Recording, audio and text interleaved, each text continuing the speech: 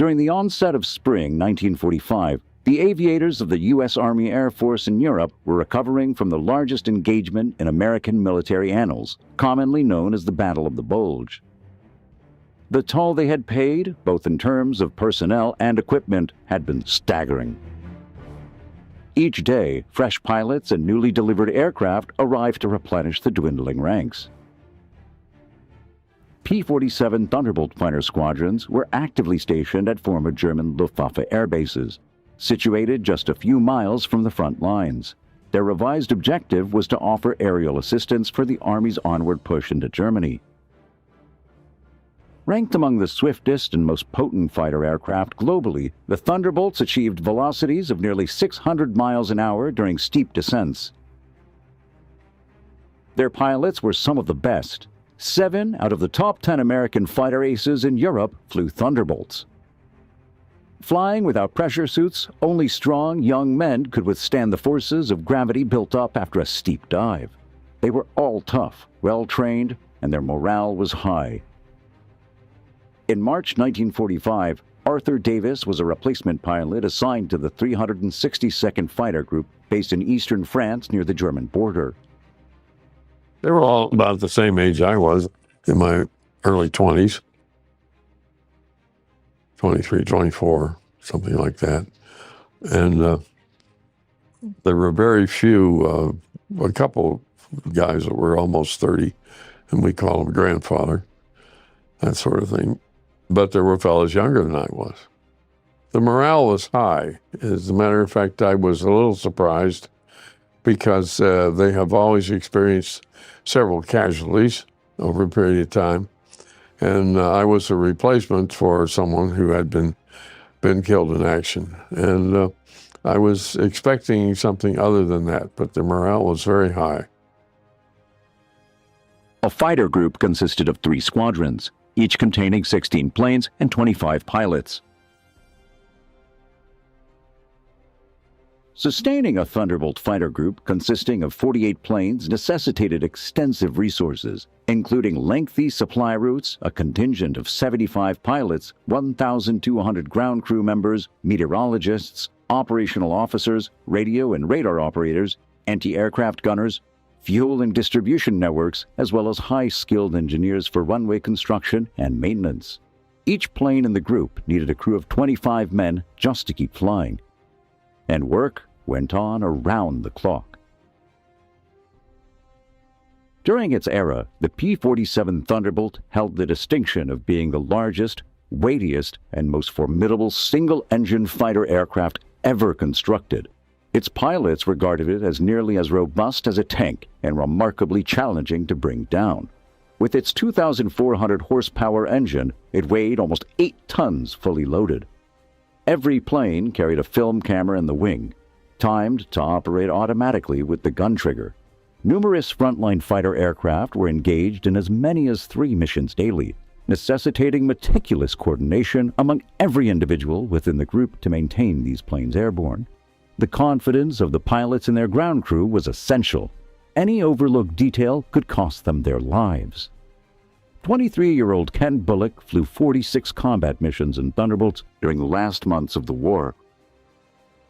You know, there were supposed to be some rules about fraternizing with the enlisted men and all that stuff. That went out the window the minute we joined the squadron. We were all in there together. It didn't matter if you were a private or a colonel. You were all on the same team. You knew each other. I mean, you showed respect, don't get me wrong, but the people really worked together. You talk about cooperation and communication. It was there. And I am so proud to be a part of that. We liberated a supply dump or something full of Mercedes convertibles. And it turned out that almost every pilot in the 377th had his own convertible. As of March 1945, the role of the P-47s had shifted from providing bomber escort to delivering immediate air support for the progressing ground forces and armored units. Flying attacks from as low as 50 feet were costing many pilots lives.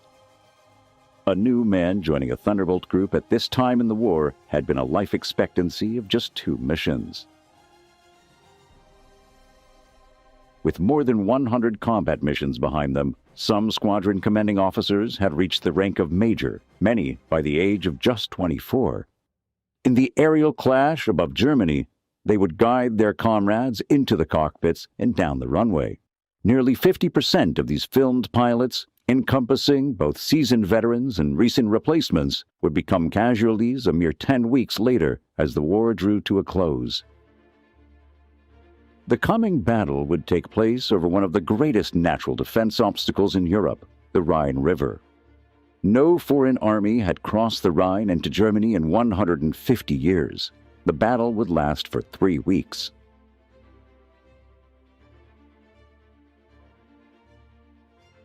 All Thunderbolts were now flying 3 combat missions a day. 22-year-old Lieutenant Paul Odell was a veteran of 45 combat missions, many of them over the Rhine. And they would have a crew chief and the assistant there. They would get us up in the plane.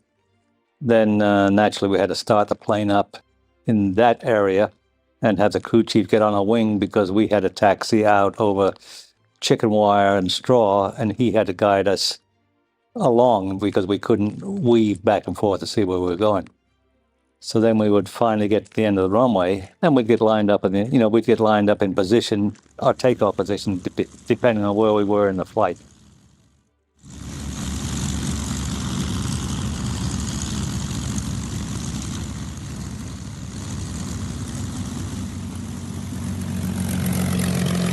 Well, when you're on the flight line, ready to take off, I mean, some things go through your mind. I think my own particular deal, you felt kind of invincible, so you weren't really expecting anything to happen to you, and so it didn't really prey on your mind that much. The day began at 3:30 in the morning, when pilots were woken for the daily briefing.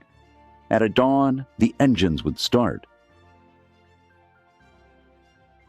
And beside the throttle, you had the supercharger had to be opened up with it because they give you an extra horsepower to get the thing off the ground, especially if it was loaded, heavily loaded with bombs. Main thought was to keep the plane straight going down the runway and get in the air and go do your job and come back. You didn't think about being killed. Takeoff is a marvelous feeling because you have full control of an over 2,000 horsepower engine. And when you put that throttle to the firewall, we call it, all the way forward, you've got all the power you need to take off. And it thrusts you back in your seat hard against the track pad in the back. And you know that you're going to go up and fly. The conquest of the Reich was about to begin. In March 1945, just a short while after equipping their aircraft's wings with cameras, the Thunderbolt fighters of the United States would confront their most substantial offensive yet, a strike aimed at the Luftwaffe's air bases lining Germany's River Rhine. When you had 16 planes, usually there were 3 groups of 4 below, and the top flight was called cover flight.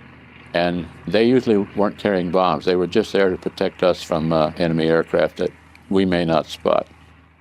You are alone. Even though you're a part of a flight of 16 airplanes, you're still alone. You're the master of your own destiny. It's an exhilarating feeling. Waiting in the skies was the Luftwaffe, desperate to stop the American Army of the Rhine, diving at high speeds from above the Thunderbolt formations. Violent dogfights would suddenly begin between planes barely 150 yards apart, firing over 100 bullets a second. I knew when I'd see tracers going from behind my plane in front of me that he was behind me somewhere, and I was bound this wasn't going to happen. And I thought, oh, buddy, you have had it. You picked the wrong guy today. And I nail him and then go look for somebody else. For dogfighting, it is exciting. I could see these planes coming from our right, and I'm hollering to my wing leader to brake right, so we both brake right at the same time because you always turn into them. And they were shooting, and that was the first time I realized you could hear their guns inside your cockpit, so that's how close they were. I just happened to look up in my mirror, and I saw this ME-109 on my tail, and I had 100 hits before I realized that I was even being hit, and I pulled up, almost went into a stall, and that gives you an indication how fast it all happens. And you don't have much time to think about it. You're doing it really to save your life and get out of the gunfire. Meanwhile, concealed within a shroud of smoke, General George Patton was propelling his 3rd U.S. Army towards the Rhine, undertaking a bold endeavor to secure a foothold on the eastern bank of the river. The Rhine had been Germany's natural defense line since Roman times. Patton was about to attempt what Caesar had accomplished 2,000 years earlier, but no general since Napoleon. A separate U.S. Army, the 9th, had arrived at the Rhine 3 weeks earlier. Nevertheless, all its attempts to establish a lasting bridgehead across the river had been foiled by resolute Nazi resistance. Patton's plan relied on the fast Thunderbolts, knocking out German resistance ahead of his advancing army. Supporting the Rhine River attack, it got so we would be flying maybe 4-ship missions and going out, many missions. We would take 2, maybe even 3 missions a day where we'd be going out and getting whatever targets we could that would stop us from going across the Rhine. Now, sometimes we'd have a lot of targets, such as a radio station. Other times we would be going to the front line support controllers and attacking targets for them. And that one town would not surrender, and they announced to the people with loudspeakers, I guess, mounted on the tanks, that they'd give them 5 minutes to surrender the town, and they never surrendered. And so we worked the town over, and after that, we were finished. You can imagine maybe 50 or 60 airplanes with 50 caliber rockets. That town was level. I don't think there was a mouse left. Without air cover and with no place to hide, the German tanks proved vulnerable to airstrikes. In a span of 110 days, over 500 of them were obliterated through aerial assaults by ground-attacking fighter bombers. These aircraft surged forward at speeds surpassing 300 miles an hour and skimmed as close as 50 feet above the terrain. Even individual German soldiers found themselves abruptly subjected to thunderous onslaughts from these aircraft. Patton's gamble completely surprised the Germans as well as Eisenhower. Silently and without discharging a single artillery round, Patton's Third Army clandestinely traversed the Rhine at Oppenheim, located to the south of Frankfurt. They successfully reached the eastern bank under the cloak of darkness, precisely at 10:30 p.m. on the evening of March 22nd. The nocturnal operation had cost only 28 American casualties. The following day, Patton's tanks, troops, and supplies streamed across the once invincible defense line. His fast-moving army spread out, encircling more than 200,000 German soldiers and taking them prisoner. Patton then ordered the captured soldiers to march through the city's main square as a symbol of defeat to the German civilians who were forced to watch. The German radar-controlled anti-aircraft flak was taking its toll on the American Air Force. Dozens of Thunderbolts were hit, wounding the pilots and damaging the planes. Landings became as difficult and dangerous as the missions themselves. So you would simply come down with your flight below the tower, and they would shoot a gun with a green light or red light, and you would peel off one after the other, and you would literally go into a chandelle, which is like going upside down, drop your wheels while you're upside down, and do a tight turn and come in. And usually you try to do it under 1 minute. Now, there was a reason for that. If each pilot did it in 1 minute, you can determine that you have 50 planes. They would be landing in 50 minutes if that worked out correctly.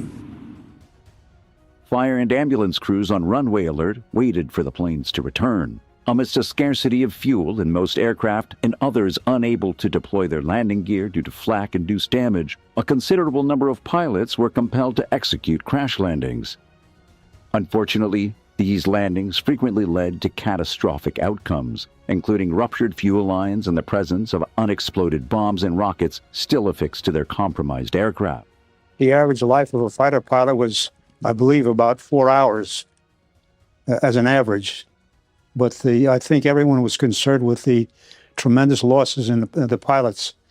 we had an abnormal amount of fatalities. Just analyzing how many pilots we were losing, it wasn't that I gave up hope.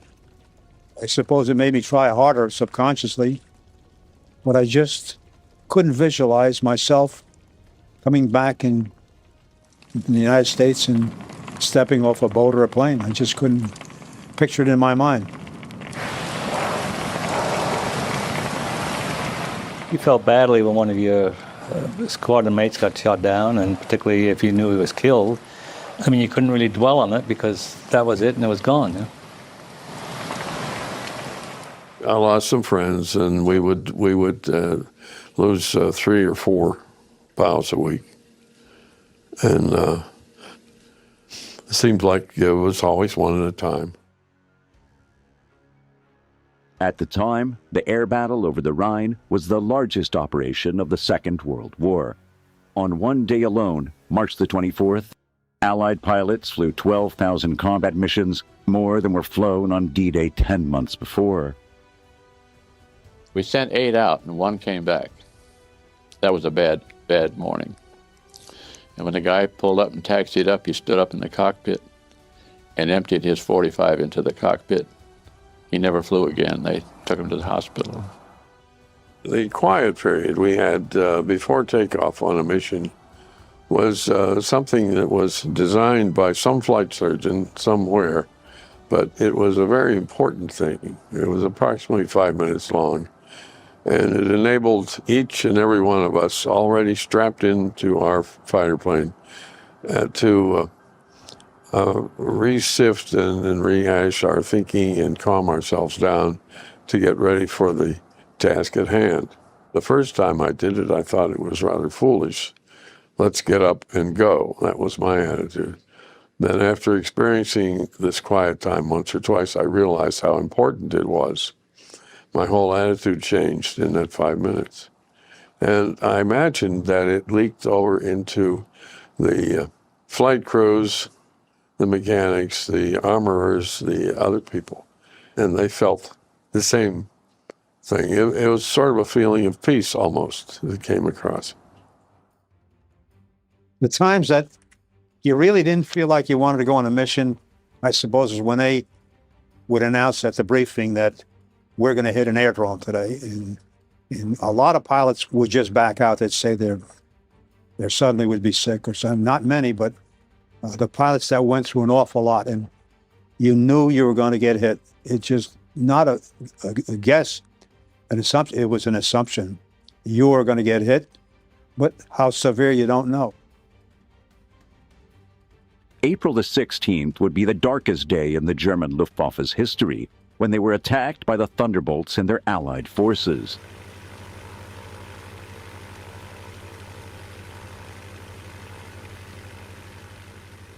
The Thunderbolt squadrons of the 362nd Fighter Group targeted the Luftwaffe with devastating results. 24 German aerodromes were attacked with guns and rockets fired from altitudes of just 20 feet above the ground.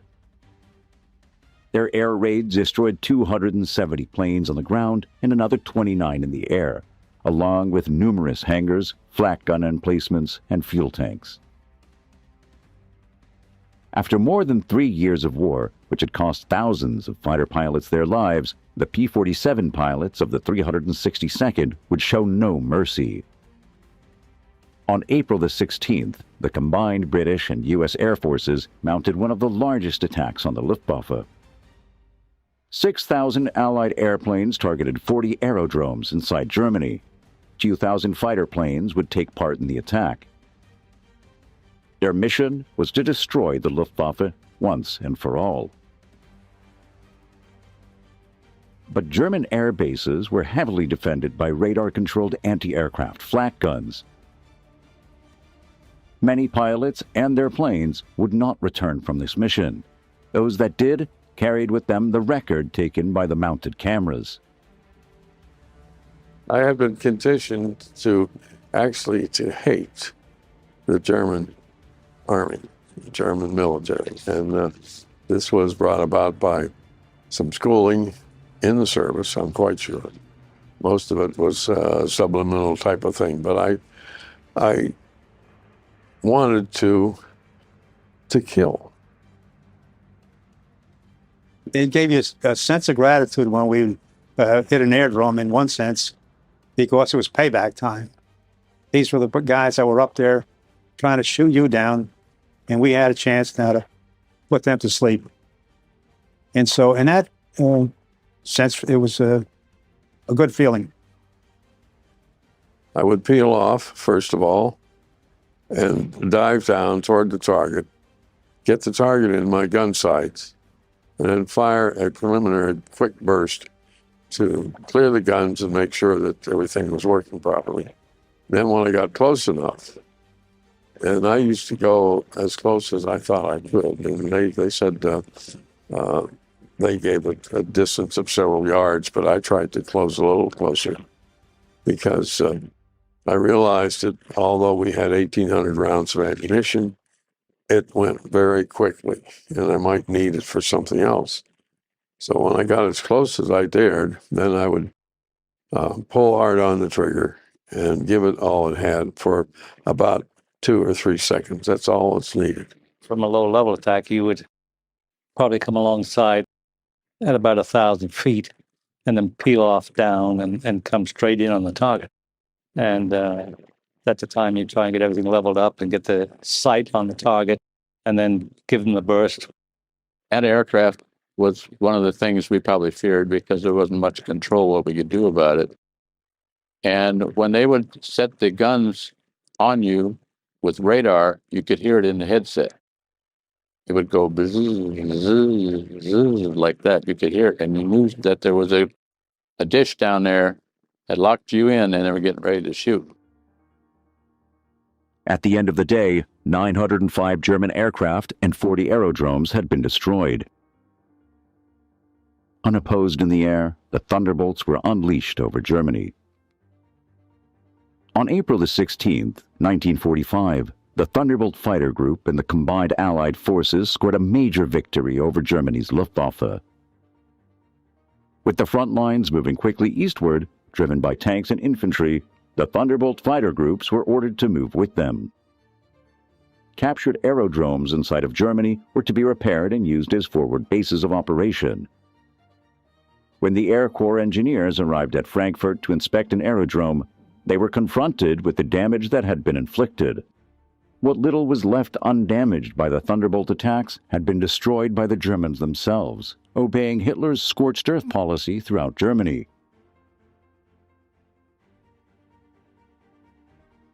The Fuhrer had vowed that if Allies did overrun the fatherland, they would inherit a wasteland. Luftwaffe planes were found destroyed by the dozens, crushed on the ground. Hangars, barracks, and supply quarters were still burning from recent air raids. The once powerful German Luftwaffe, which had struck terror into the hearts of the people all over Europe for 6 years, was now a smoldering hulk of its former invincibility. Starved of fuel and spare parts, its famous fighter aces captured or dead. In 6 years of war, more than 94,000 Luftwaffe planes had been lost, and with them, over 138,000 airmen. Runways and hangars were quickly repaired. The 362nd Fighter Group moved to their new forward airbase at Frankfurt, their fourth in 10 months. From here, the Thunderbolts would rampage over Germany for the next 18 days, attacking anything that moved.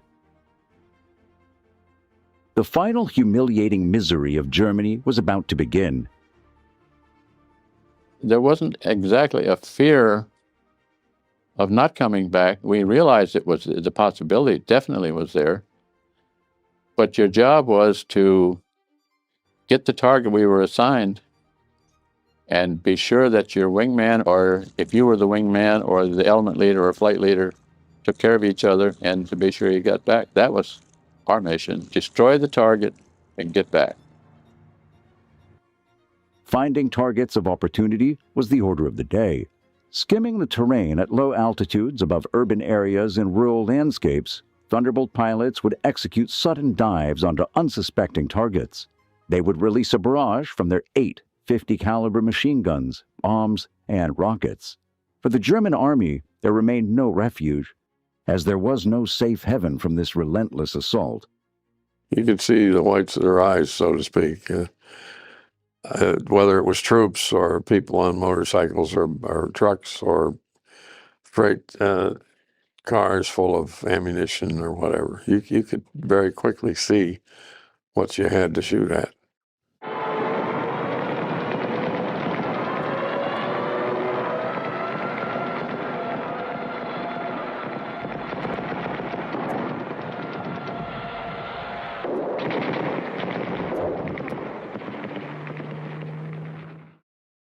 So anytime we saw a train, first guy down got to shoot the engine, the locomotive.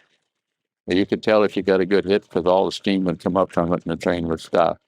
Then you would pick at it car to car. Everyone would take turns until you just about set the whole train on fire.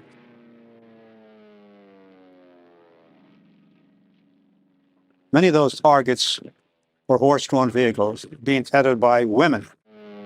Those wagons were full of ammunition, and you start up your pattern, and it was a repeat pattern. You'd keep making pass after pass, regroup, start passing again, and you'd end up with 20, 30 horse-drawn vehicles splattered all over the road, and you'd watch the horses go flying 20 feet in the air when those 50 caliber bullets hit.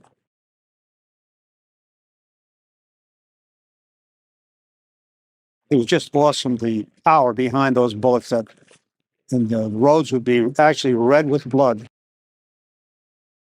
You did your job, but you didn't quite feel so great about it. Coming along, I happened to look down, and there was a bridge that looked like a viaduct, an old Roman viaduct bridge in a way, and it had a truck on top of it. So I thought I'd just shoot the rocket at that. And then after I started down, I thought, well, I might as well salvo all 4 of them. So I let all 4 go and pulled up because you don't see the rockets hit on the way down. And as I pulled up and turned around to see if I'd hit, well, the whole bridge was gone and the truck as well. I wouldn't start a dive bomb no less than 8, maybe 10 or 12,000. Reason being, you come straight down with the aircraft. You release your bombs while you're in that vertical position. And then when they go, then the main thing you should do is get out. Get out of the way.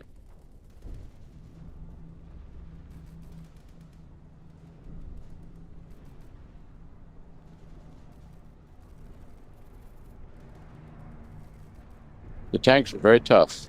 The Tiger tanks they had were really good, and they all carried, or most of them carried, a fuel tank behind them in a trailer. So what we would do is not worry about the tank. We'd hit the trailer and set it on fire. And if it came loose or whatever, then we would shoot the bullets right underneath the tank, and they'd bounce up from the ground or whatever row they were on or whatever up into inside the tank, because they weren't armor plated underneath, but they were on top and on the sides. So we still found a way to get in. We used napalm several times, and it was very effective. One of the places where we could use napalm to full efficiency was dropping a load of napalm on top of a Panzer tank. If the hatch was open, of course, you can imagine what would happen. If the hatch was closed, the napalm would spread all over and immediately catch fire, and it would be like having meat in an oven. They would be roasted inside.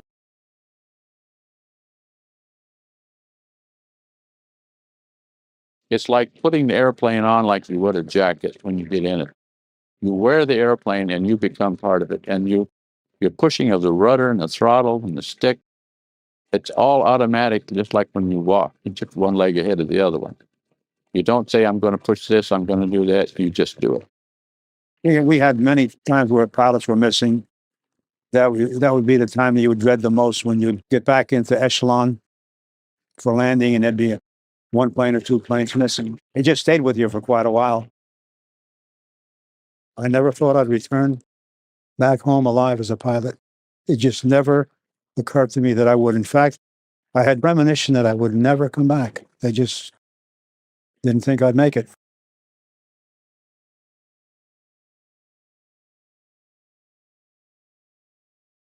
On May the 1st, 1945, the Thunderbolt pilots flew their last combat mission over Germany.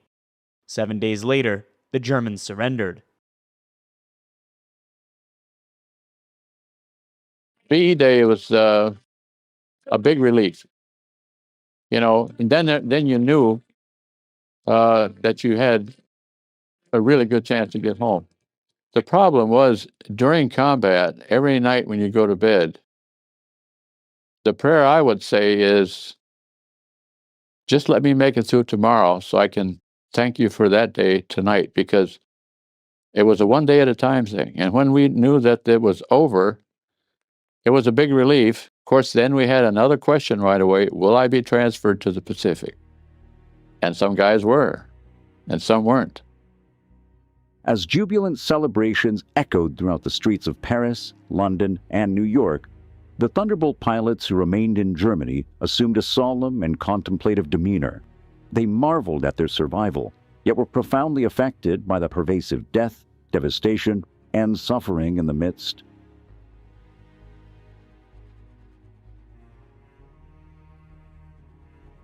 Hundreds of thousands of German war orphans were living on the streets as beggars, while millions of liberated refugees and concentration camp prisoners from all over Europe awaited transportation back to their homeland.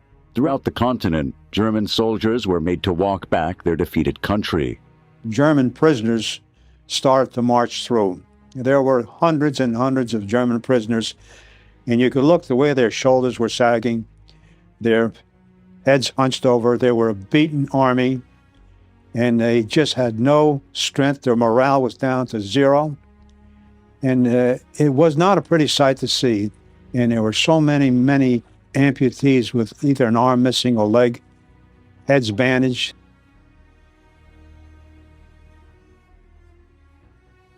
Throughout the war, a fighter pilot never saw the face of his enemy, only the face of the country. The end of the war finally brought them properly face to face, to see for the first time the people they had fought and the damage they had inflicted.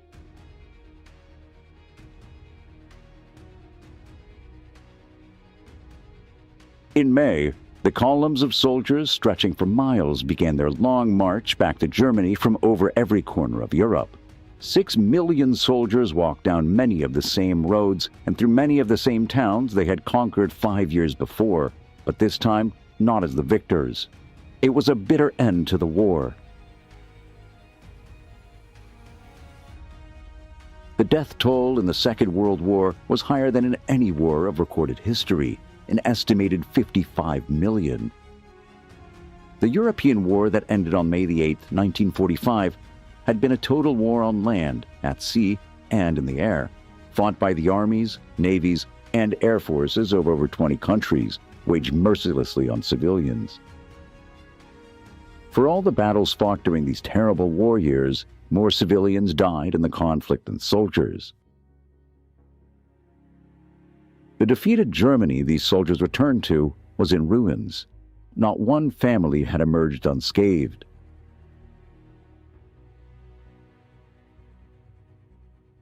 But victory in the air had come at a terrible price.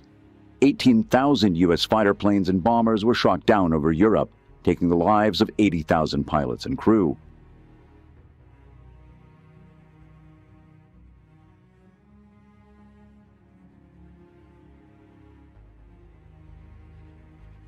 During 5 years of air raids on Germany, Allied aircraft dropped almost 3 million tons of bombs, killing 600,000 German civilians. 5 million houses were destroyed, leaving 20 million people homeless. The 50 largest German cities were reduced to hollow walls and rubble. Transportation and communication systems had ceased to function, as well as all levels of government. Hitler's total war had brought Germany to utter destruction and shame for the crimes of the Nazis. When you see the destruction at the end of the war, I mean, you can't believe how anyone could have done that and how anyone could have lived through it. You know, I mean, it's so complete destruction that it kind of boggles your mind to figure how people could have survived that. You know. I miss the camaraderie, the action, the flying, the purposeness of missions, and the sudden ability to get something done. And I don't find that as much in peacetime. We were all friends with everybody in the squadron. And we had a feel of almost of brotherhood, because we were involved in exactly the same business, each of us. And the only thing that separated one from the other was length of time. How long were you able to stay alive?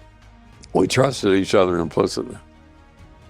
There was never any even suggestion of someone who could not be trusted, or someone, in other words, I would put my life on the line for somebody else, and they would do the same for me. In the conquest of the Reich, the Thunderbolt pilots of the 362nd Fighter Group flew more than 3,000 combat missions.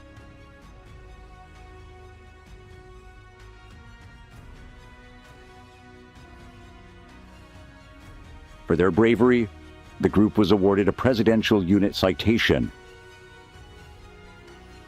But half of their pilots had been killed, captured, or wounded, and 48 Thunderbolts have been destroyed.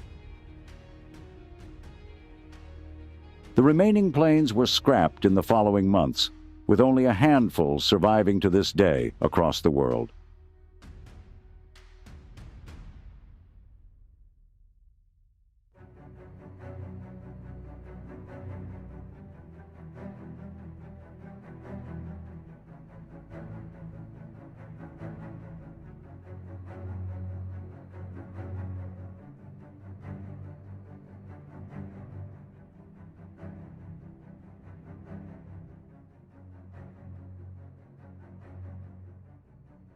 They came home shot full of holes too numerous to count, with chunks of engine missing and hydraulic fluid bleeding through the gaping tears in the aluminum skin. Love them or hate them, nobody's ever questioned the Republic P-47 Thunderbolt's ability to bring a pilot back safely. It absorbed, as I said, a tremendous amount of damage and would still fly.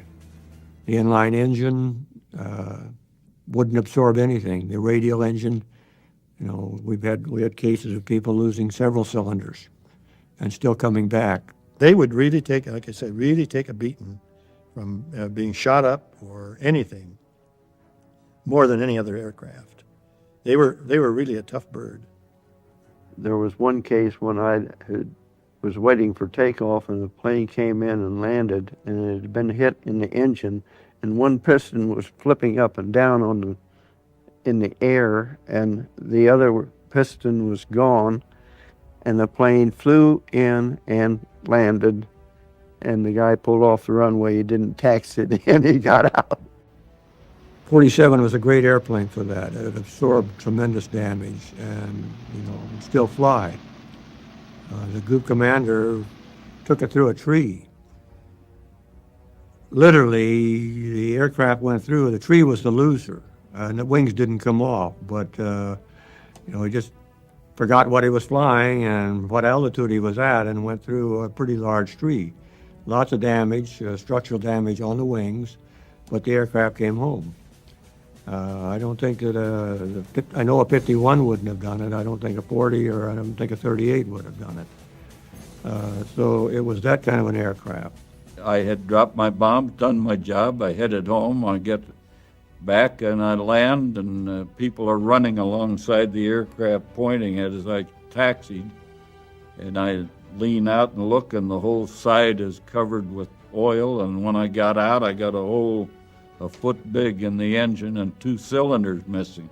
But it ran fine. For 2 critical years, the P-47 Thunderbolt served as the backbone of the U.S. Army Air Force's fighter force, battling on every front in every conceivable climate and terrain. The P-47 played a major role in the defeat of the Luftwaffe in the skies over Europe. Yet since the end of World War II, the P-47 has been overshadowed by the fame and glamour of the Lockheed P-38 and North American P-51 Mustang.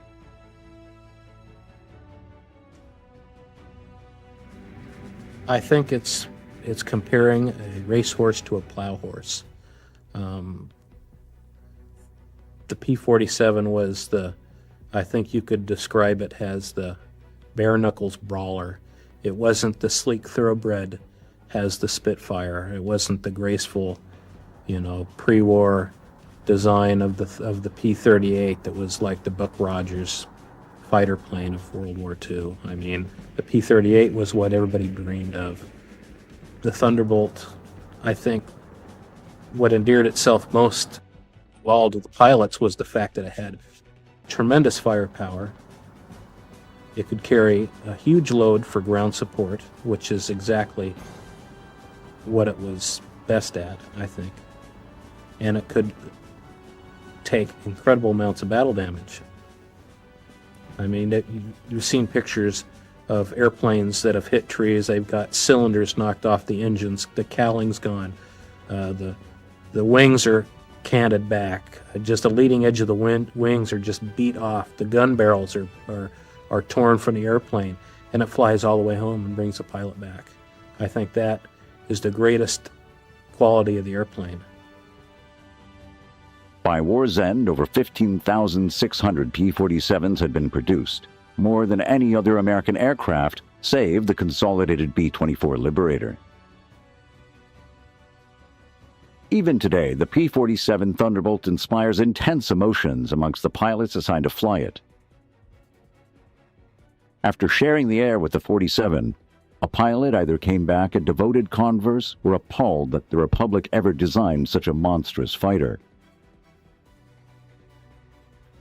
When I took my training, I took it at Bradley Field in Connecticut, and there were P-40 pilots that were there, and they didn't fly with you, and all they did was check you out, and they weren't really too enthused with the P-47.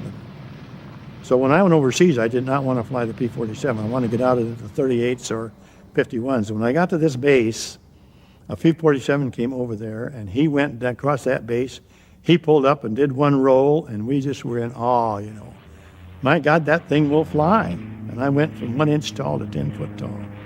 It was a great experience looking back on it, flying the 47. It was a very forgiving aircraft, and the work that we flew it, used it for, was great. But, it's like anything. A driver of a car, airplane drivers are the same way. You fall in love with something, and you don't want to trade. You don't want to get rid of the things. And, we weren't smart enough to know that, well, it's probably going to save their life many more times than the 38 might, because it's not as vulnerable as an inline engine aircraft. There's a 40, 51, or 38, but it still was not my first love by any means. The models that I flew were very sluggish and climbing. In fact, I didn't consider it very good until you got to higher altitude, where your supercharged engine was a big advantage. I think a fighter pilot would probably live longer in a P-47 than any other fighter.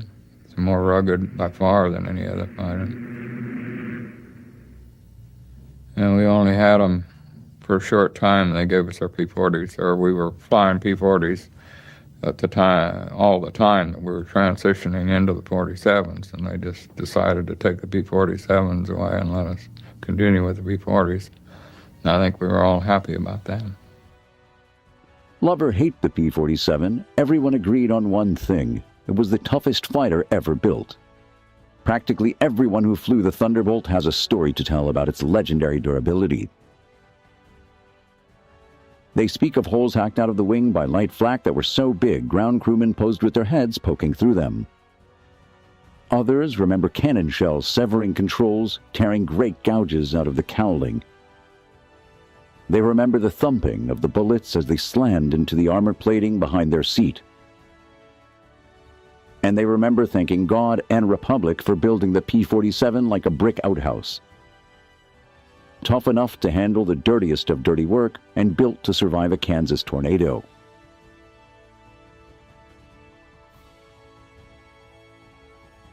The P-47 owes its genesis to a Russian emigre turned aircraft designer named Alexander Dzhaversky.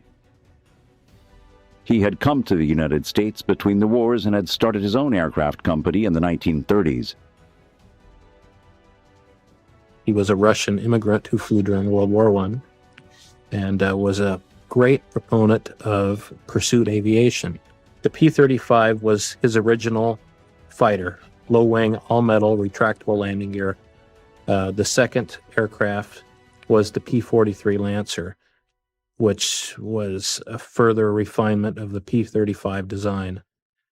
The ultimate was the P-47, which was the final derivative. Just before World War II, Seversky Aviation became Republic Aviation, and the same design team that worked on the P-35 went with Republic and began working on their first major project, which was the P-43 Lancer. And you can see a real clear lineage in the development of the P-47 based on these three designs. The P-35, the P-43, the P-47 all share common characteristics and resemble each other.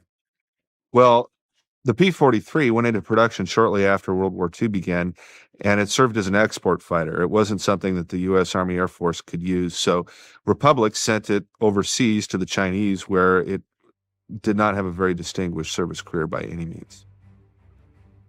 Designed to be a high-altitude fighter, the P-43 has a top speed of 350 miles an hour and could carry a pair of 50 caliber machine guns in the nose and 430 calibers in the wings. Initially delivered in September 1940, the P-43 impressed some with its high service ceiling of 38,000 feet. Nonetheless, the Lancer proved inferior to most fighters of the day, and the Army Air Corps used them only for tactical reconnaissance training in the United States. The P-43 was a failed design. There was no way Republic could look at this as anything but a failure. And here they were in the middle of wartime America. They needed to be able to come up with a design that would be effective, not just from a cost standpoint and a contract standpoint, but also they were interested in building a war-winning aircraft. And they chose to go the evolutionary route. So they studied their design. They studied the failure. They examined the reasons why. They got back reports from operational units and decided to progress in a slightly different course, but they did extract some of the better attributes of the P-43, and they applied them to what became the P-47 program. In 1939, the Army Air Force issued a request for a high-altitude fighter that could use the new turbo-supercharger that Boeing had developed for the B-17 heavy bomber. Such an installation on the fighter would require the plane to be huge indeed, but that didn't deter Republic. After studying the Army Air Force's requirements, the company's chief designer quipped it'll be a dinosaur, but a dinosaur with good proportions. Because of the Army's specifications on this new fighter, Republic chose to design the P-47 around two main features. The first was a brand new engine called the Pratt Whitney R2800, which was an 18-cylinder radial engine. It was just monstrous, and it provided 2,000 horsepower, which was far more than most any other engine of its day. So it was a very revolutionary engine. The other thing that they needed to design around was the fact that the turbo-supercharger took up a lot of space. So the reason why the fuselage for the P-47 is so deep is because of the fact that the engine was so enormous to begin with, and the ductwork and all the accoutrements for the turbo-supercharger required a massive amount of space. Dubbed the XP-47B, the new fighter possessed enormous gait. As it sat on its wide, long landing gear, it remained some of a giant milk jug on wheels. As a result, throughout the war, pilots and ground crew rarely referred to the P-47 as anything other than the jug.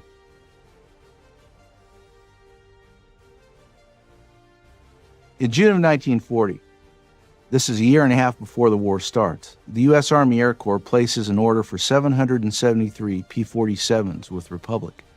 And this $56 million contract is really a rich plum for Republic to get. But it represents quite a risk on the part of the Air Corps with the slender resources that are available at the time. Not only was it risky, but it was a leap of faith that Republic could actually deliver. At the same time, the fact that they did this a year before the prototype flew was also symptomatic of a larger problem, which was there were so few combat-capable aircraft, especially fighter designs, being conceived of and built in the United States at the time, that the Air Force had to take the risk. There really wasn't very many other options. Republic's early test flights of the prototype revealed tremendous potential and more than justified the Army's leap of faith.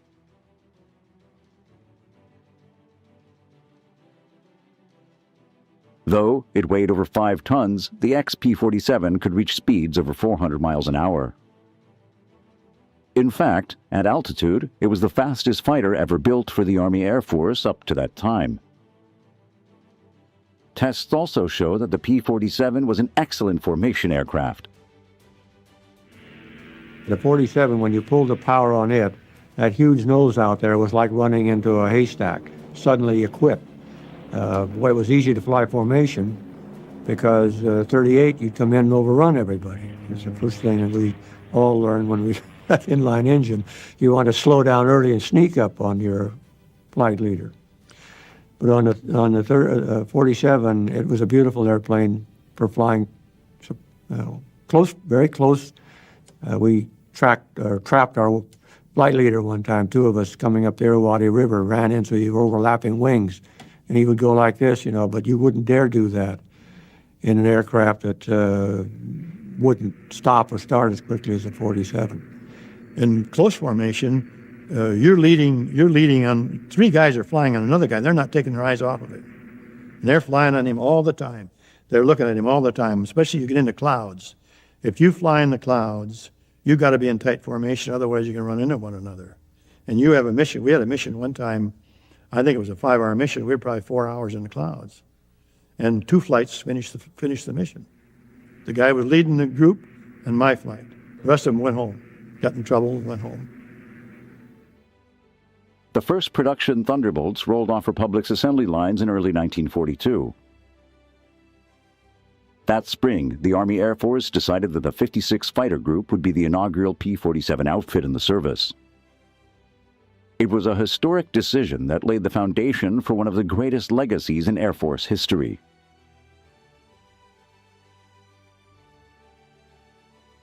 With its P-47 Thunderbolts, the 56 Fighter Group, by war's end, become one of the highest-scoring outfits in history.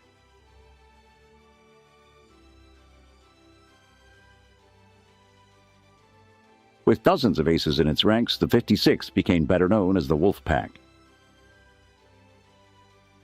In the spring of 1942, the recently formed 56 Fighter Group that had been training with a motley collection of P-40s, P-39s, and AT-6s was given the first production batch of Thunderbolts. Known as Zemke's Wolfpack, after the commander's hub Zemke, the 56 Fighter Group would fly P-47s for 3 years straight, while building up a combat history that has become legendary since the war. Hub Zemke was one of those rare pilots who possessed a very interesting blend of talents. One of the things that he is remembered for is his uncanny marksmanship. He was a great shot. He was also a great aviator. He was a tremendous pilot, had phenomenal talent there. But what really makes him stand out and gives him kind of a uniqueness not found in other aces is the fact that he was a great leader of men as well. He could inspire and lead like few men of World War II. And because of that, and plus his other talents in the air, those combined really made him one of the great combat air leaders of World War II. 56 had most of the aces most of the time. And 56 wound up with the highest air-to-air victories of any group over in the 8th Air Force, and I think any group in the war. And they were second for total aircraft destroyed, but they were first in air-to-air combat. I was assigned to the 63rd Squadron, which was Comstock Squadron. In fact, there was 4 of us got there. There's 4 or 5, and we all finished our tours. And none of us were shot down. I bailed out once, and the other kids may have gotten wounded, but no, we all finished our tours. And that was really pretty good. In 1942, while still training in the States, the Wolfpack received the first P-47s. The unit's pilots soon discovered the new plane could be a handful. With some dangerous characteristics, the Thunderbolt could kill unsuspecting or inexperienced pilots with frightening frequency. You got going real fast and you approached the speed of sound, the plane started tucking. What do you do when it tucks straight down? And of course, the minute you start feeling that you pull the power off. And usually by the time you've changed the air a little bit, it'll start coming out and you're all right. I don't know of anyone, there were a couple cases where people did not get the power off fast enough and they went right straight into the ground. The 56 Fighter Group suffered many accidents in the course of working up with the P-47 in 1942. The reason for these accidents are pretty varied, but basically the bottom line was this. The pilots who were flying this new airplane were used to T-6s and BT-13s, fairly benign aircraft, and the P-47 represented a new level of power and performance that they really were frankly ill-equipped to deal with. So it was a tricky plane to fly. By the time they went to Europe, they had lost over a dozen pilots in training, which represents about 10% of the group dying before they even got into combat. The pilots had learned that size didn't matter. The P-47 was simply huge, weighing in at over 13,500 pounds when loaded.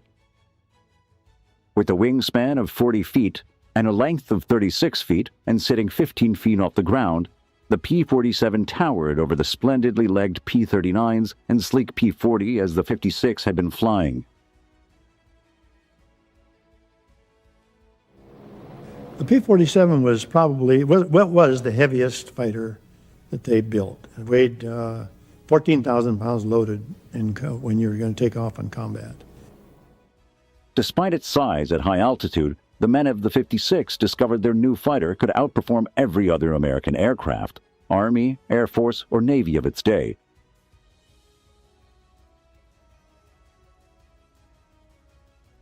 Its broad wing gave it tremendous agility at heights. Other aircraft could hardly maneuver effectively. Some converts were made right there, fast and brutish looking. The P-47 was the type of plane that could look like it got into a toe-to-toe fight, take a beating, but always come out on top.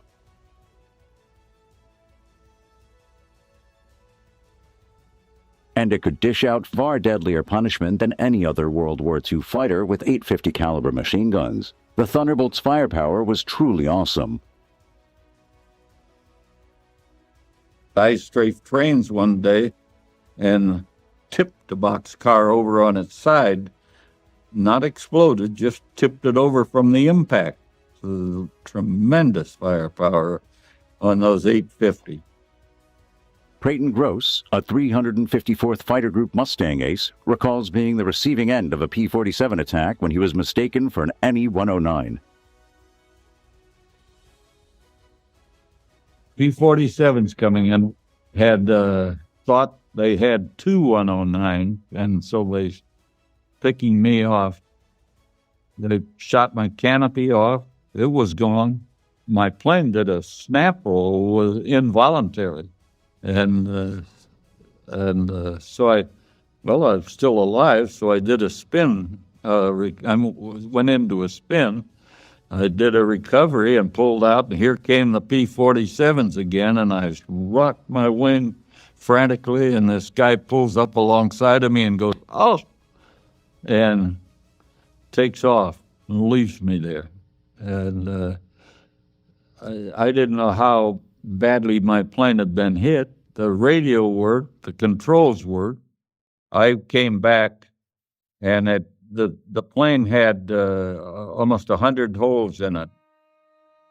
Some entry, some leaving, but it was like a sieve. With terrific firepower, excellent high-altitude performance, and an airframe built to withstand massive amounts of damage, the men of the 56 Fighter Group gradually grew to love their P-47 Thunderbolts. By the time the group deployed to New England to join the 8th Air Force in early 1943, its pilots were some of the fiercest P-47 advocates in the Army Air Force.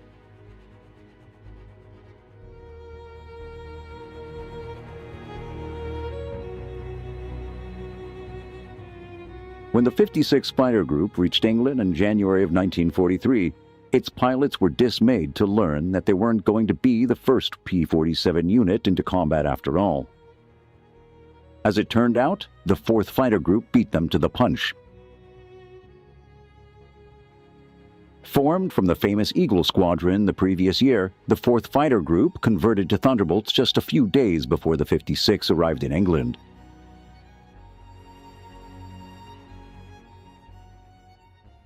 And here, the love-hate relationship that characterized a pilot's relationship with the P-47 began. The man of Don Blakesley's 4th Fighter Group had been used to light the nimble Spitfires. None of them wanted to part with their Spits, especially not for something as huge as ungainly as the Thunderbolt. As much as the 56th Fighter Group loved their P-47s, the 4th despised theirs. The first combat missions flown by the P-47s took place in the spring of 1943. The 8th Air Force had several Thunderbolt groups by then, and the units began flying sweeps over France to get acquainted with air combat. These early P-47 operations in the fighter sweeps over France were plagued by several difficulties. First of all, this was a new aircraft. It had its fair share of mechanical problems that had to be worked out. Secondly, the American pilots were simply green and inexperienced at this point in the war. And lastly, and probably most significantly, they were up against some of the best German fighter pilots at the time, and therefore some of the best in the world. And they were flying FW-190As and Messerschmitt 109Gs, some of the best fighter aircraft in the world at the time. Then, on April 15th, Tax Day, Uncle Sam finally received payback for all the money invested in the P-47. A squadron from the 4th Fighter Group, while on patrol over France, caught 2 FW-190s in the air and shot them both down. Those would be the only victories the Thunderbolt would have for quite some time. In the first 2 months of combat operations, the 3 P-47 groups flew 2,279 sorties, resulting in 10 German planes claimed as destroyed. In return, 18 47s had been lost. Both the enemy fire and catastrophic engine failure, and the 56, which had been the biggest supporter of the Thunderbolt, had yet to get its first victory.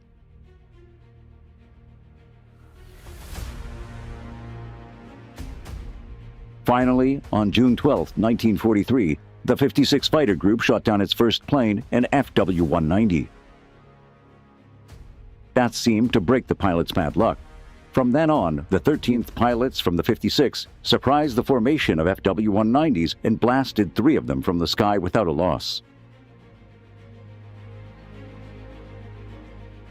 From then on, the 56 went on a rampage, more than earning the nickname the Wolfpack. I had a 109, got a 109, I think, in December. We'd chased him from altitude on down, and we were really moving going down. And so I just stayed with him, and then he went into the clouds, so I pulled back up because I knew I'd overrun him. And sure, up there he came out of the clouds, and I went back down on him again and got on him and hit him right in the right wing, and he started smoking and went on crashed into the trees. So I don't know whether I killed the pilot. I didn't see a shoot. The 190 I got, the guy bailed out. And the Hinkle 111, I don't know whether, I don't think anybody bailed out of that. I didn't see anybody. I think we'd been escorting, and then if we had a little bit of gas, we might go down and see if we could find up a target of opportunity. And we ran across these guys, about 20 of them. We tangled with them, and we got 15. And one guy chased one guy, but he couldn't catch him. And we were on the deck, working on the deck, and I think we could outfly him on the deck.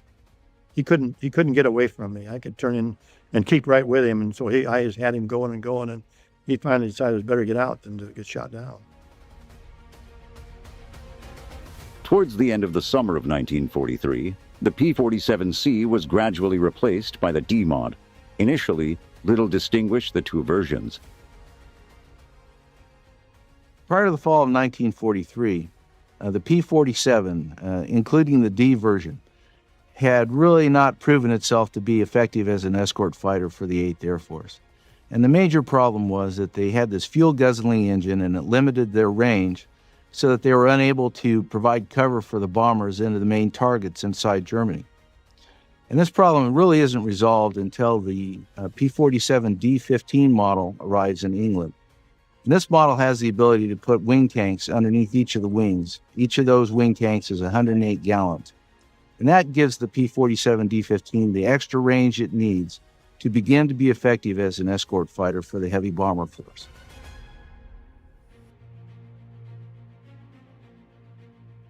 The Thunderbolt now had almost twice the amount of fuel of earlier versions. P-47s soon appeared over Germany within 150 miles of Berlin, wreaking havoc wherever they went. By the spring of 1944, the Thunderbolt had come into its own as a high-altitude escort fighter. Yet just as it reached its zenith, it was eclipsed by the longer-legged P-51 Mustang.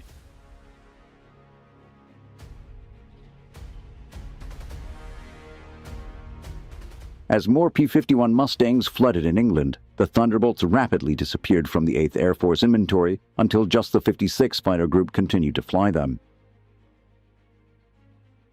The 56 refused to change over. They loved their 47s, especially after the new wide-bladed propellers arrived that greatly enhanced the plane's climb rate and acceleration.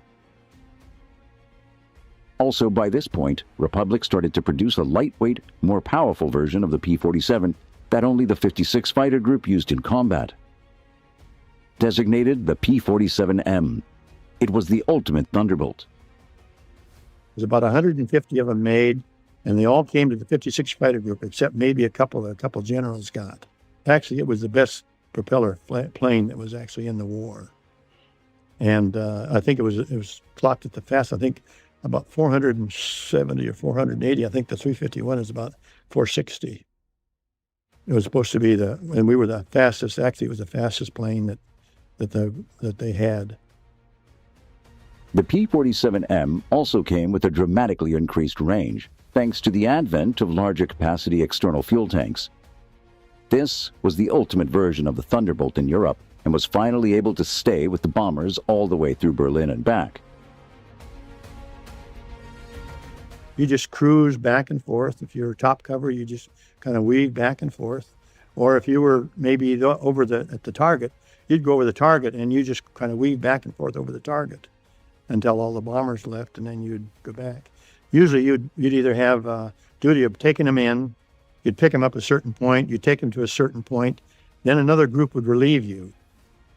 And then, because we couldn't stay up there that long, see, the bombers fly, 8, 9, 10-hour mission, and depending how far it is. And then you'd go home, and they would take them so far, and then somebody else would pick them up and bring them home. Even in the war's waning months, the P-47 proved to be a formidable air-to-air adversary and continued to rack up an impressive toll against the Luftwaffe's best and latest fighters.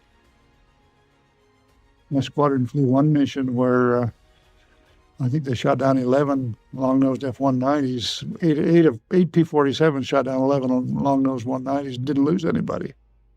But I was on the Riviera on R&R on that mission. So. By war's end, the 56 Fighter Group had become the top-scoring 8th Air Force unit in air-to-air victories. While the group lost 128 P-47Ss in combat, its pilots shot down 674 German planes and destroyed another 300 on the ground. With almost 1,000 planes to its credit, the Wolfpack had more than proven that when used right, the P-47 could be a terror to all its foes. Throughout 1944, as its long-range escort role diminished, the 9th Air Force adopted the P-47 for a new role: ground attack. Never designed for low-altitude work, pilots weren't sure how the Thunderbolt would function down on the treetops, shooting up German targets on the ground.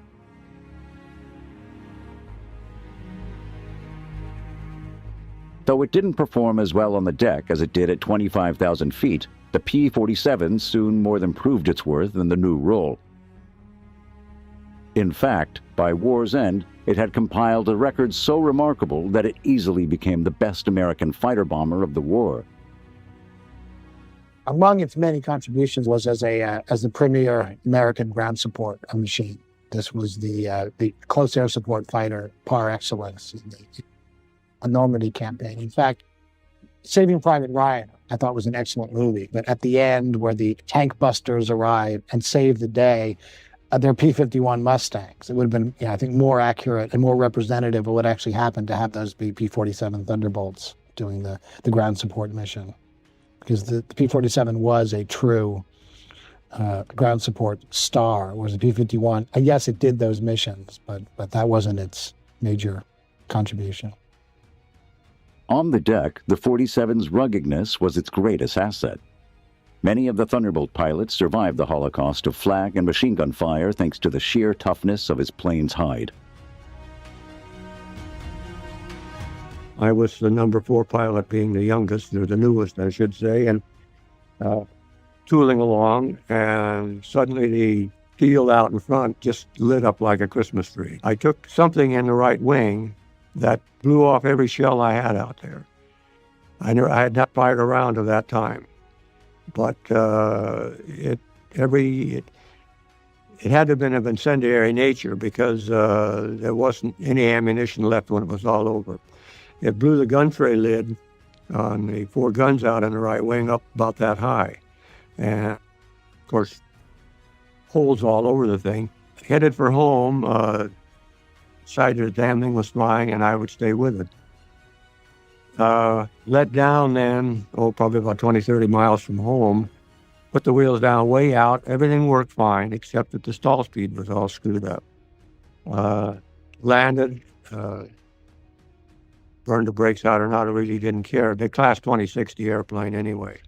They didn't have repairs for them, and with that wing the way it was. I guess I was forever thankful that the darn gear went down. But 1,800 rounds, and you could see visible flame in there from whatever hit it, set it off or set the ammunition off. And that was, be real proud, even though he didn't like the 47, having come from 38s, but it absorbed tremendous damage. As far as I was concerned, it was a testimony to the manufacturing talent of the Republic. The Thunderbolt's powerful engine could drag aloft a dizzying array of bombs and rockets, making it amazingly versatile in the fighter-bomber role. We had 2 500-pound bombs, and then normally we carried a fragmentation bomb on the belly, 260-pound frag bomb, which was an anti-personnel bomb. Carried a wide variety of bombs and what have you. We carried 2 500-pound bombs. We carried napalm. We carried 1,000-pound straight GPs. We carried 1,000-pound. They were in a shell similar to 50-gallon drum, just pure dynamite. They were concussion instruments because some of the areas that we were dive bombing in and against troops were steep enough that the concussion, the blast, would kill people. It just depended on what the particular ground support mission requested. As the P-47's role as an escort fighter was eclipsed by the P-51, so grew its role as a ground attack weapon. 9th Air Force P-47s played a tremendously important role from D-Day through to the end of the war, supporting the ground troops as they pushed forward into the right. We were almost entirely there to support troops on the ground. In my case, we were in what we call 29th TAC. The 9th Air Force is organized into 3 tactical air forces, 9th, 19th, and 29th. And 9th was on the south end, 19th was in the middle, and 29th was on the north end of the U.S. forces as we were going across France and Germany. And so we supported the troops that were in 9th Army.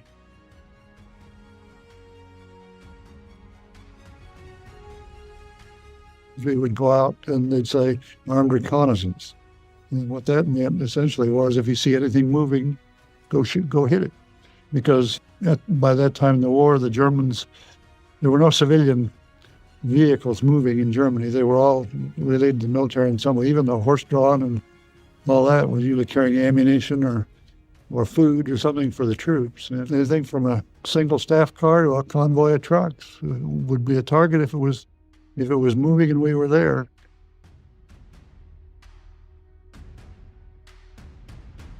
I can recall a mission where we were strafing. There were about 4 or 5 large trucks. They weren't semis. They were big vans on a truck chassis, and just going down the road in convoy, and we were strafing those. And they were coming to an intersection, a 90-degree intersection in the road, and in one corner of that was a woods. And as my flight commander was pulling off the target, he just happened to look down the woods. He said, "Hey, that woods is full of airplanes." So next time around, he made a pass on the woods, strafing. And we hadn't had a shot fired at us till then, and then the whole sky lit up. And he got 104 or 5 holes in the squadron commander's airplane in the process. Lost a cylinder off his engine, and lost his radio. I was flying his wing. He hollered at us, "Don't come in," and none of the rest of us did. So he's the only one that got hit. But he got it home with 104 holes in the airplane and 1 cylinder missing off the engine, and so on. Then the next day they went back out and bombed the airfield itself and knocked it out. Tanks were flying targets for the rolling bands of Thunderbolt pilots. During the Battle of the Bulge, the P-47 squadrons helped blunt the German attacks on those few days when the weather cleared enough to get the planes aloft. Target ended up being, it was 5, might have been 6 Tiger tanks that were parked in an open field with snow on the ground. So they were probably very visible, parked in an open field. And I think probably because of the fuel situation, the Germans had no fuel. They were out of fuel. And they had parked them there and lined them up and were using them as artillery. But those were our targets. And the guy, it's a kind of a story in my group, or in my squadron. I just saw the guy yesterday. Dropped a 500-pound bomb right down the open hatch of a Tiger tank. It just happened to go right in the hatch. During the crossing of the line, the 9th Air Force's P-47s once more played a key role in the overall operation. Thousands of Allied aircraft poured over the White's western frontier, suppressing flat batteries, wiping out tanks, trucks, and infantry units with gasoline effectiveness. Yet the Germans, with all their proficiency, were able to strike back with desperate intensity. We went up there with bombs and guns and waited to be hollered at for a target, or something like that. We watched the paratroopers go in. The Germans actually, when the paratroopers went across, I don't know how high they were, but I would guess 5,000 or 6,000 feet.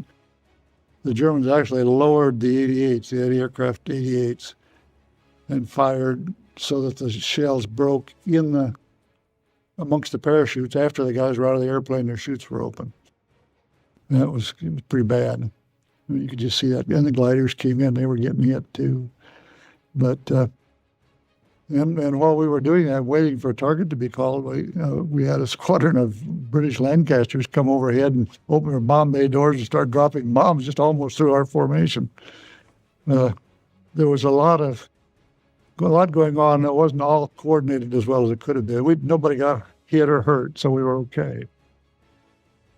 By war's end, Thunderbolt units had destroyed more targets than any other British or American fighter bomber. Tens of thousands of trucks, hundreds of tanks, thousands of aircraft, troops, and tons of supply went in flames as a result of marauding P-47 attacks. No other aircraft pack as devastating a punch, and nothing in the air could take the amount of ground fire and get its pilot home as could the beloved P-47.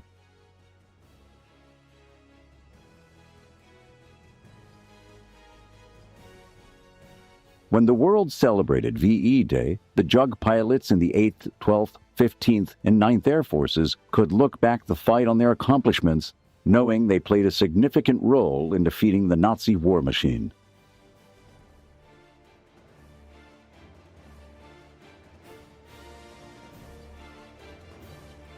While the P-47 played an integral role in the war in Europe, Thunderbolts had less success in the Pacific theater until very late in the war. The major thing that stymied the 47's operational use against the Japanese was its massive fuel consumption. What really shook us up when we were getting P-47 to New Guinea was the way that thing consumed gasoline. Fuel consumption was enormous, compared to a P-40. The P-47 represented a lot of challenges to the guys in the 5th Air Force, one of which was the fact that it consumed fuel at such a rapid rate. But when the 348th Fighter Group arrived in the Southwest Pacific, its commanding officer, Neil Kirby, became one of the advocates for the Thunderbolt. And he went all over to different fighter units in the 5th Air Force to try to convince, he was almost evangelical about it, to try to convince the other fighter leaders that this was a terrific aircraft type.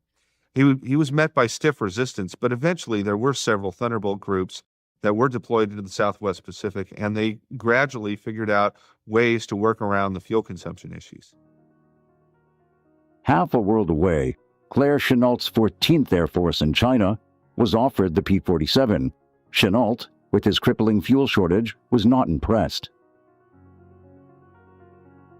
He took the 47, they ferried him across to China. And when Chennault found out the kind of fuel consumption the 47 had, he kicked him out of there in one big hurry. Just couldn't afford that kind of a drain on his limited fuel supplies. Though the P-47 never saw widespread use in China, it turned out to be an excellent fighter bomber for Burma.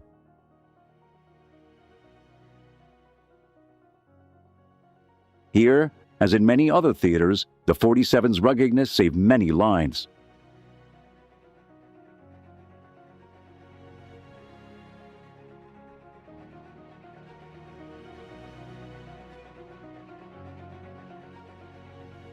Meanwhile, as the front moved closer to Japan and the Central Pacific, the P-47 squadrons of the 7th Air Force were in the vanguard of the advance.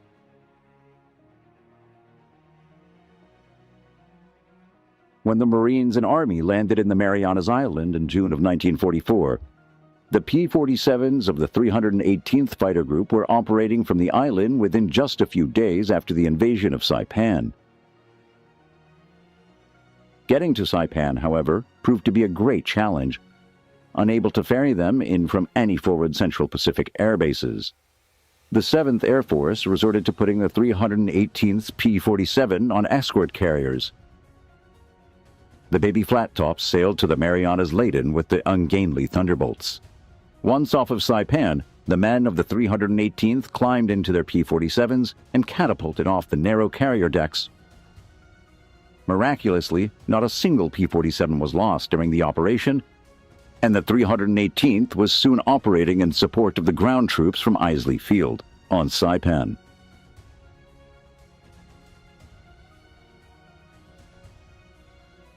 It was the only time in history where Thunderbolts were launched from aircraft carriers and had been a rousing success.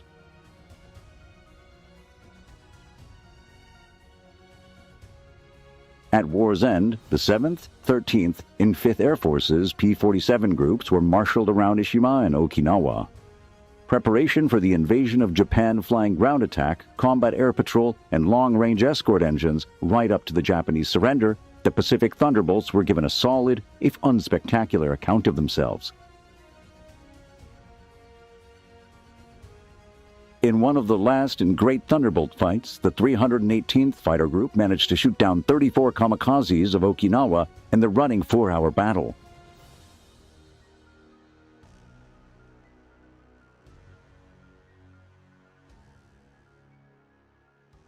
The last major production variant of the P-47 was the N model, and about 1,800 were built, and Republic Aviation had designed them specifically to overcome the vast distances involved in the Pacific War. The P-47N had a much greater internal fuel capacity, and they were capable of escorting B-29s all the way to Japan and back from bases on Iwo Jima and Okinawa. When Japan finally surrendered in August of 1945, the Thunderbolt had become the most heavily produced American fighter of its generation, with over 15,000 being produced. As an escort aircraft and ground attack weapon, the P-47 formed the backbone of the Army Air Force's fighter commands through the tough middle years of World War II. In the post-war years, the P-47 quickly disappeared. By the early 1950s, the once omnipresent P-47 had become as scarce as the dodo bird.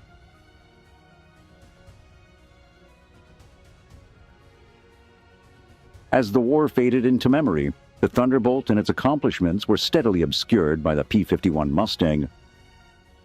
For 55 years, the P-47 has lived in the P-51's shadow. In reality, no other fighter contributed more to victory than the Thunderbolt. It did the dirty work, the trying ground attack and close air support missions that held no glory, but saved the lives of countless GIs in the process.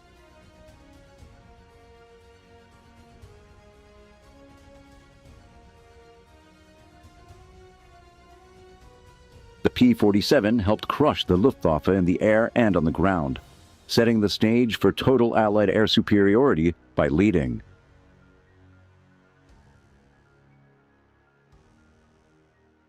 Workhorse.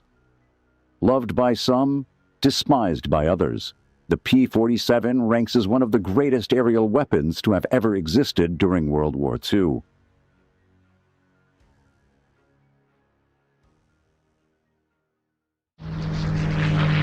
In the war-torn skies over Europe and the Pacific, the sight and sound of Spitfires and Mustangs were common. These and other lightweight yet deadly aircraft regularly dominated the enemy and claimed air superiority. These veteran planes had been crafted to be small and agile. However, as the war continued, greater strength and resilience became essential. A new class of aircraft took to the skies. Larger, heavier, and more powerful. A machine that could match the speed and agility of a Spitfire while staying operational even after sustaining heavy damage. The Republic P-47 Thunderbolt. The Thunderbolt earned its name well. Built around a 2,000 horsepower Pratt & Whitney engine, it was essentially a Titan with wings. Its designer, Alexander Kartveli, chief engineer at Republic Aviation Corporation, understood that top performance required the most powerful radial engine available. Pratt & Whitney's R2800 double Wasp 18-cylinder radial engine provided the necessary power.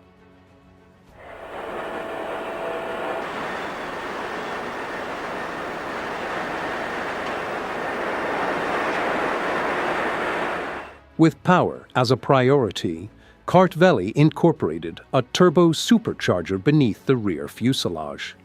The four-bladed propeller required a 12-foot, 2-inch diameter, which in turn demanded longer landing gear and guns mounted further outboard.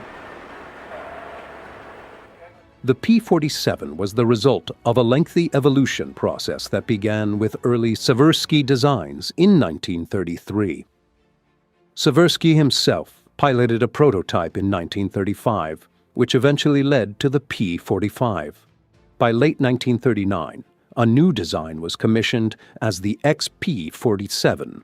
But combat reports from Europe highlighted the need for more firepower and greater horsepower. That's when Kartveli took charge. The XP-47B prototype made its first flight on May 6, 1941. After overcoming more than the usual developmental challenges, the production P-47B took to the skies in March 1942. Jackie Cochran, one of the Alexander Seversky's top pilots, continued flying for the company after it was renamed Republic Aviation. In 1937, when most Army pursuit planes struggled to exceed 200 miles per hour, Cochrane set a record with a speed of 304 miles per hour at the National Air Show. With Jackie Cochrane consistently winning trophies for the Seversky Corporation, the company gained widespread recognition. Seversky himself had also competed, but withdrew after an accident ended his racing career. A design modification moved the engine forward by 8 inches to improve stability, resulting in the designation P-47C. By early 1943, production transitioned to the P-47D, featuring an upgraded engine, improved turbo and intercooler installation, enhanced armor, greater ammunition and weapon capacity, and a bubble canopy. Further refinements included an extended dorsal fin. Production was now accelerating, with 3 factories manufacturing P-47s, the main plant at Farmingdale, a new facility in Evansville, Indiana, and the Curtiss-Wright Company, whose aircraft were designated P-47G. Although the P-47's designers accounted for nearly everything, occasional equipment failures required creative solutions. When landing gear became stubborn on approach, pilots often used a practical and effective wing wiggle maneuver. As the P-47's popularity and success grew, so did its design enhancements. The D-series saw improvements like a universal wing capable of carrying fuel tanks, bombs, or rockets, a reinforced belly attachment for heavier payloads, and broad paddle blade propellers for better performance. In total, 12,602 of these models were produced, more than any other aircraft subtype. When the P-47s entered the fray, the Luftwaffe was inflicting significant damage across Europe. The versatile and lethal Thunderbolts were shipped to Europe in large numbers, and their success, along with that of their pilots, was quickly recognized across all combat theaters. The savage and unrelenting battles waged by the Luftwaffe against the Allies were soon met with equal force by the powerful and efficient Thunderbolts. The tide of destruction sweeping through Europe was met head-on. The first operational sortie over France occurred on April 8, 1943. While aircraft losses and mechanical issues still arose, P-47 pilots quickly adapted to their plane's toughness, speed, and firepower. With the development of extended fuel tanks, pilots took full advantage of the aircraft's increasing range, and over time, tactics were refined to exploit its superior speed.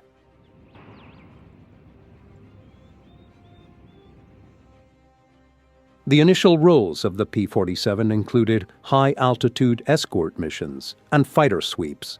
Pilots soon discovered that they could outdive any Luftwaffe or Allied fighter, providing them with a critical escape strategy when necessary.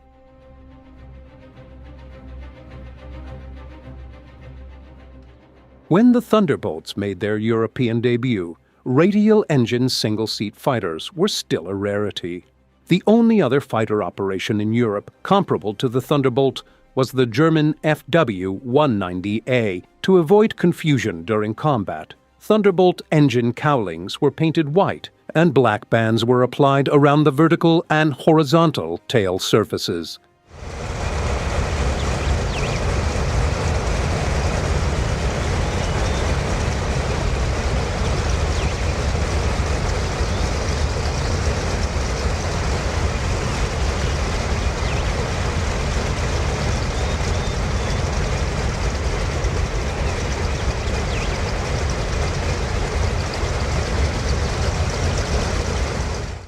The signal is given for a squadron of Thunderbolts to take to the skies.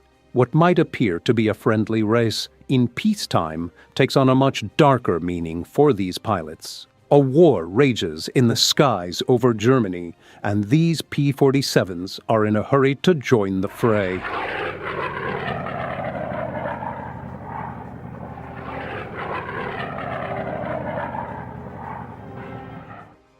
Flying in formation, they head toward a confrontation that could cost them their lives, an ever-present thought in their minds. But these men have a mission, and their comrades need their support.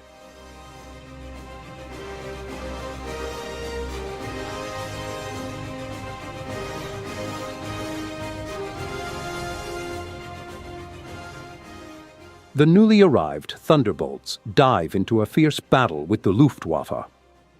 By this point in the war, the German aircraft had already taken heavy losses from British Spitfires and Hurricanes. Now, with the Americans joining the fight, the German losses in both aircraft and pilots were becoming unacceptable. The intensity of their attacks persisted, but their effectiveness was plummeting. They could no longer maintain dominance over Allied skies, and they had lost control of the skies above Germany.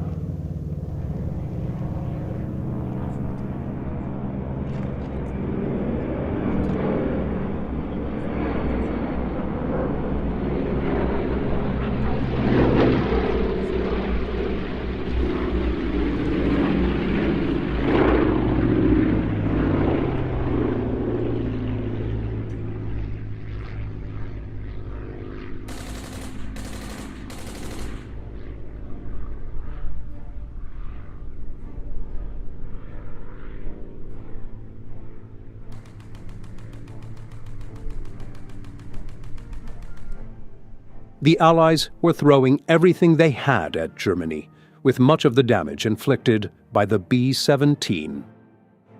Naturally, the Luftwaffe wasn't far from the B-17s as they dropped their deadly bomb payloads, and these bulky, slow-moving aircraft were easy targets. Just in time, the Thunderbolts swooped in to assist the B-17s, providing much-needed protection against the German assault. Though the flying fortresses were adequately armed, they couldn't outmaneuver the faster Luftwaffe Henkels, so their success relied heavily on the air support provided by the Thunderbolts.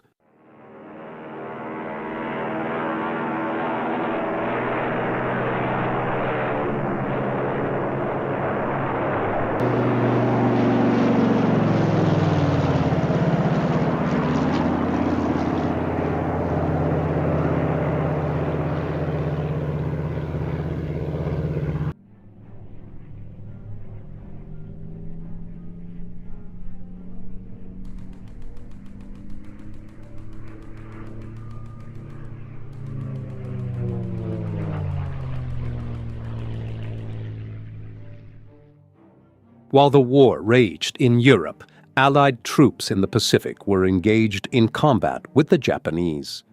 To conduct air raids against Japan, the Allies captured the islands of Saipan, Guam, and Tinian, whose proximity to Japan made them ideal locations for airfields. The heavy bombers needed runways, and after securing the islands, Allied engineers quickly set to work constructing makeshift air bases.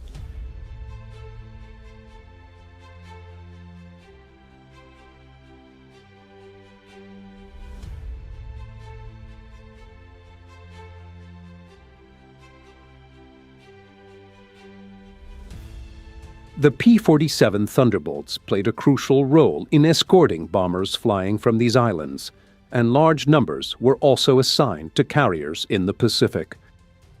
Though the Thunderbolts weren't originally designed for carrier operations, they performed adequately. There was no intention of landing them back on board, so they were not equipped with landing hooks.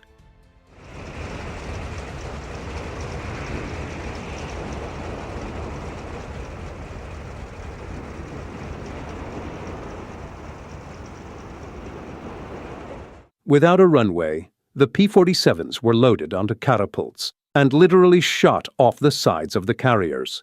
Thanks to the power, staying in the air was never a problem. By the time the P-47D was developed, its engines produced up to 2,800 horsepower and could reach speeds of 433 miles per hour. Later models could hit 467 miles per hour.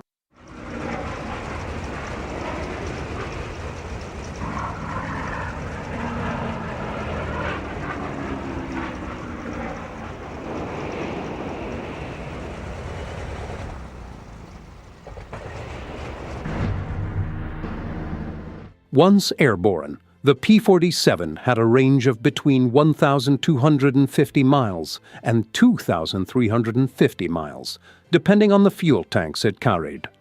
All models had a service ceiling of 42,000 feet.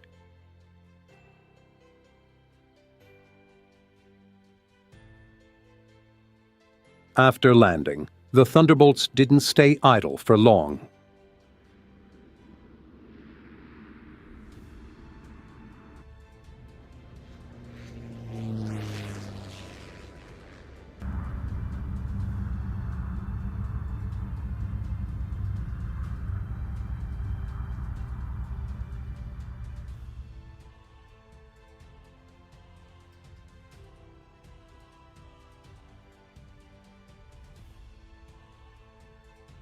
In preparation for combat, ground crews ensured each plane was stocked with ammunition.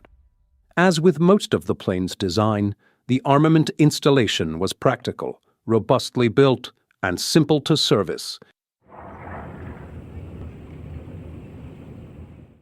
The Thunderbolt's increasingly deadly external weapons were also easy to load.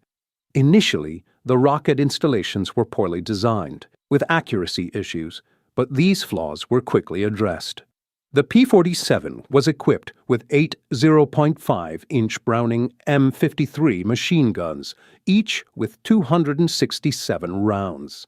Later models increased the load to 425 rounds per gun. The bomb load of the P-47 was initially 2,500 pounds, but later models could carry up to 3,000 pounds of bombs and 10 5-inch rockets. In footage captured by the Thunderbolt's test engineers, hundreds of spent shells can be seen pouring from beneath the wings. Needless to say, the Thunderbolt was a formidable machine, capable of spitting bullets at the enemy with relentless, deadly accuracy.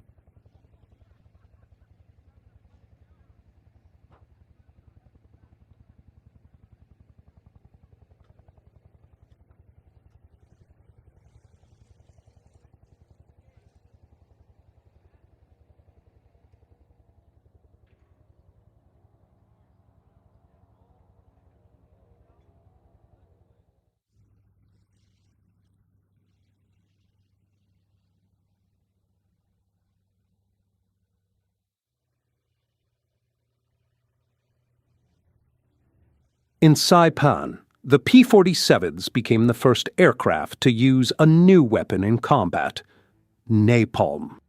Using external fuel tanks as containers, napalm bombs were assembled on site.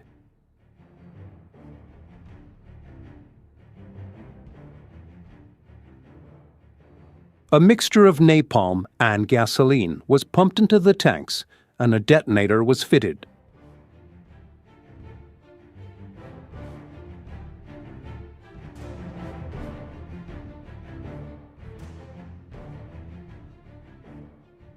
The Thunderbolts played a vital role in the Saipan, Guam, and Tinian campaigns. The fighting on Saipan extended into the first weeks of July 1944, with P-47s making frequent sorties from the airfield to the battlefield, providing close air support to ground troops.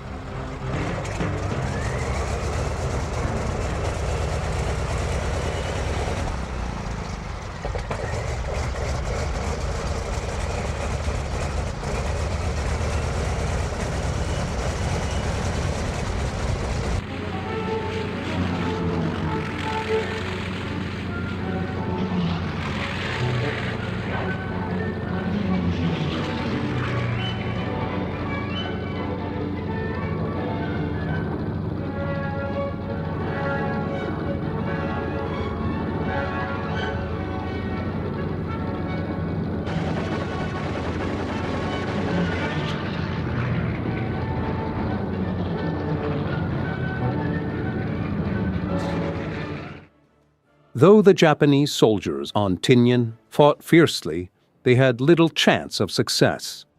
The Thunderbolts had complete air superiority, and with little resistance, they were free to attack the weary garrison at will.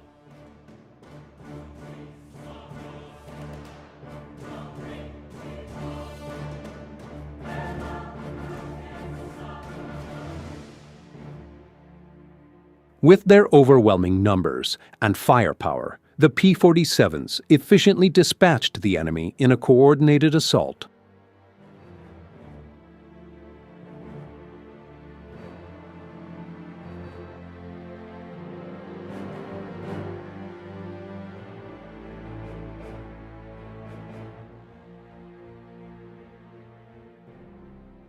When the Thunderbolt pilots unleashed their napalm arsenal on the Japanese forces, victory was all but assured. The P-47's role in the Pacific theater proved devastating to the enemy. But elsewhere in the world, they were engaged in a critical and exclusive operation. In a seemingly inconsequential part of Italy, the P-47 Thunderbolt was about to secure its place in history. On the tranquil island of Corsica, the lives of the peaceful islanders had been upended by Italy's involvement in the war. Dawn. The men of the 57th Fighter Group rise with the sun. This island is now theirs. They prepare for the day with a routine they've grown accustomed to. For these men who have made Corsica their home,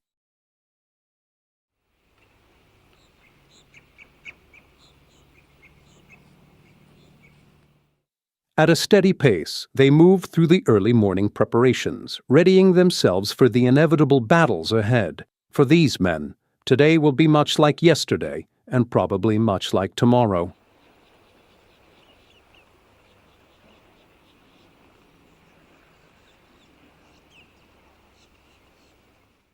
Lieutenant Colonel Gil Wyman has made his home in a deserted trailer once owned by an Italian general. At just 24 years old, he's in charge of his squadron. Originally from Louisville, Kentucky, his new home is comfortable, with all the modern conveniences.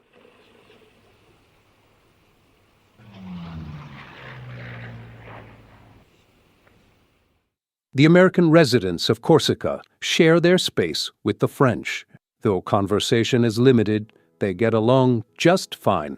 Both sides lost a man yesterday, so the flags are at half-mast. A small reminder that, as pleasant as the surroundings may be, these men are still stationed on an active Allied airbase, and the dangers are very real. The 57th Fighter Group is based at Alto Air Base, where 3 squadrons are stationed. The steel mat runway stretches 150 feet wide by 6,000 feet long. The tower's call sign is Breakneck. Group Commander Lieutenant Colonel Archie J. Knight. 65 Squadron arrives for their briefing. It's formal, brief, and to the point. The men sit on bomb crates as they receive their escape kits. These kits include enemy currency and instructions for returning behind enemy lines. The men are then informed of their target.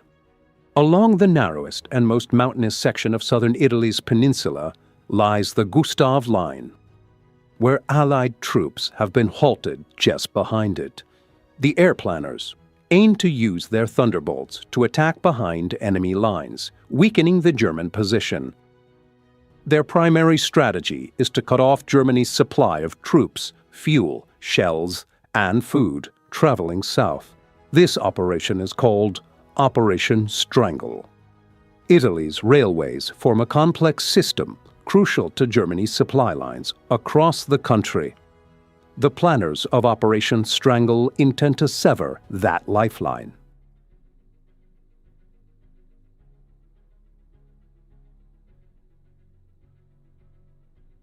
'65 Squadron taxis to their dispersal point at the end of the runway. Their mission is clear. Fully armed and fueled, the men are eager to begin. Though some may not return, each pilot is determined to inflict as much damage as possible on the enemy's supply chain.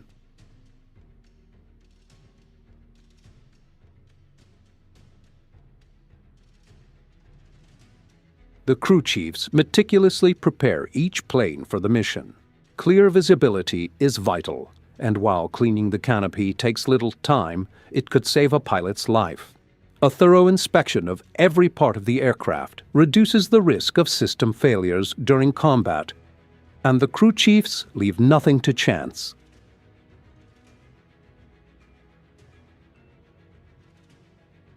For pilots, regardless of rank, what matters now is how much combat flying they've completed. If they haven't flown many missions, they're considered beginners and are referred to as sprogs. They stay sprogs until they've completed a few missions. Once they've picked up a few skills, they're called sports. After surviving 50 or 60 missions and gaining considerable experience, they are promoted to old sport. The top pilots, like Gil Wyman, are known as wheels. No one knows exactly why. The wheels are marked by distinctive tail design on their aircraft. Major Richard Hunziker from Tucson, Arizona, settles into his seat. Having flown 179 missions, he's seasoned. The crew chief won't be accompanying him, but the pilot briefs him on the mission anyway. Though Okuchi can't go along, the pilot fills him in, as this is routine by now. Over time, these men have become friends, and a bit of conversation before the mission helps calm the nerves. The pilots are ready to take off, but they remain grounded. They wait. For 5 minutes, these men are given the chance to clear their minds. It's part of the plan. Any thoughts that need to be processed can be done now, while still on the ground. Once airborne, they'll rely solely on instincts and reflexes, and any lingering thoughts could slow their response times. Any concerns about home or loved ones will have been addressed by the time they take to the skies, leaving them focused and prepared to fly.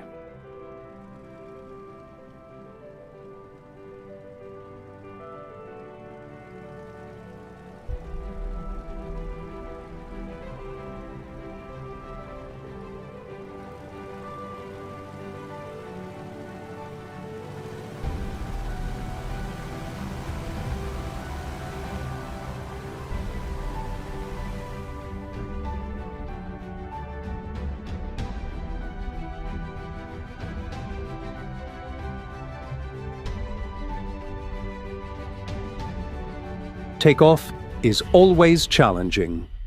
The Thunderbolts are heavy planes.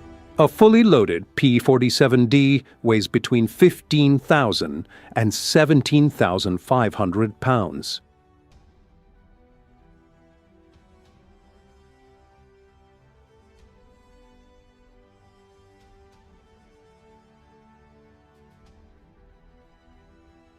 A mile of steel runway stretches ahead.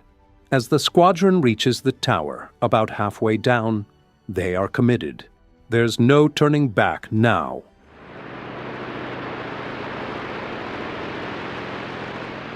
The first pair takes off, Wyman and Gustafson.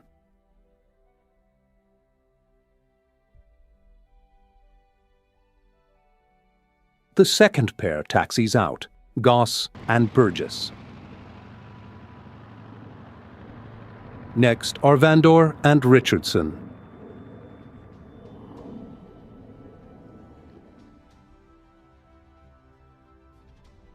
Finally, Smith and Atwood follow.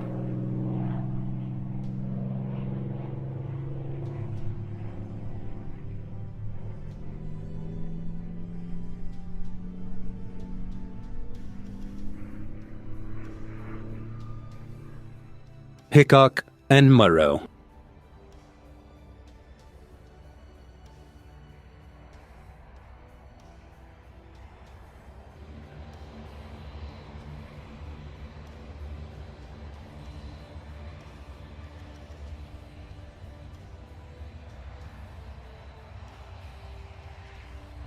The last pair, Elwood and Hunziker.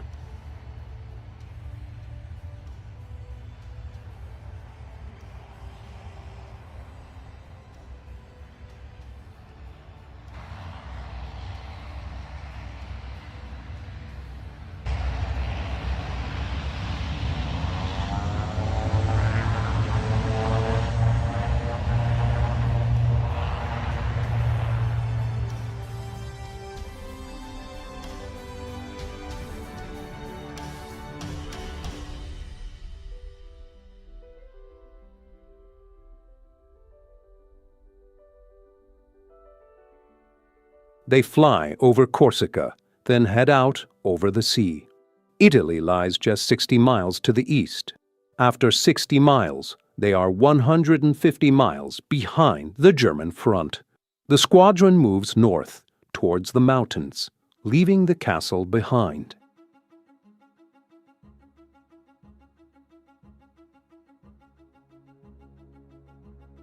Leader section.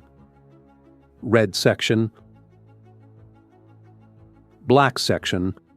The pilots fall into formation, mirroring their squadron leader. He leads the way.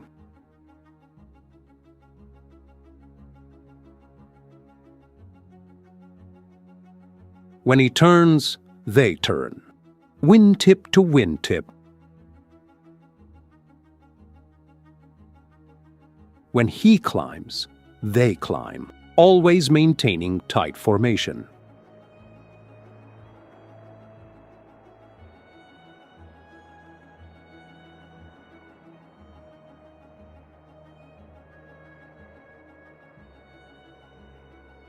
The Thunderbolts carry on-board cameras to capture the action on film. One camera is positioned behind the pilot, capturing both the view ahead and behind. Another is mounted under the wing. Yet another is placed inside the wing, documenting the flight from different angles, timed with the guns in the wheel well. In the instrument panel, capturing the pilot himself. The squadron shifts into a loose string formation, each plane following one another. The leader pulls off first. The rest of the section follows at 2-second intervals.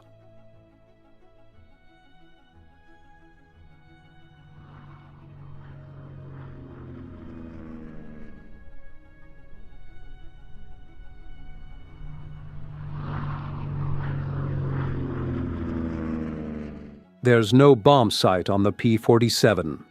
The pilot relies on his skill alone to drop the bombs accurately. He steers toward the bomb blasts of the planes ahead. They've already taken out a bridge.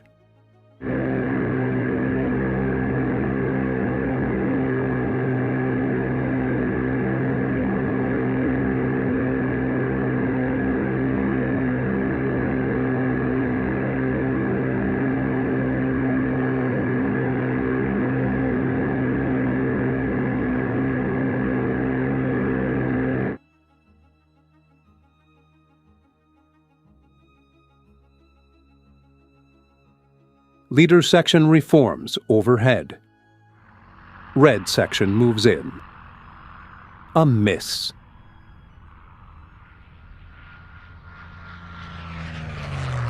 Another miss.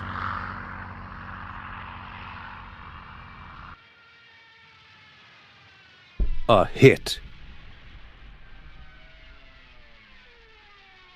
Black section swoops in.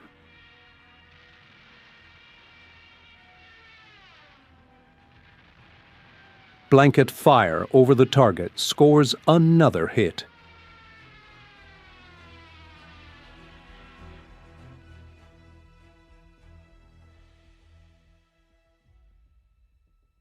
The squadron runs out of bombs, but they still have plenty of fuel and ammunition.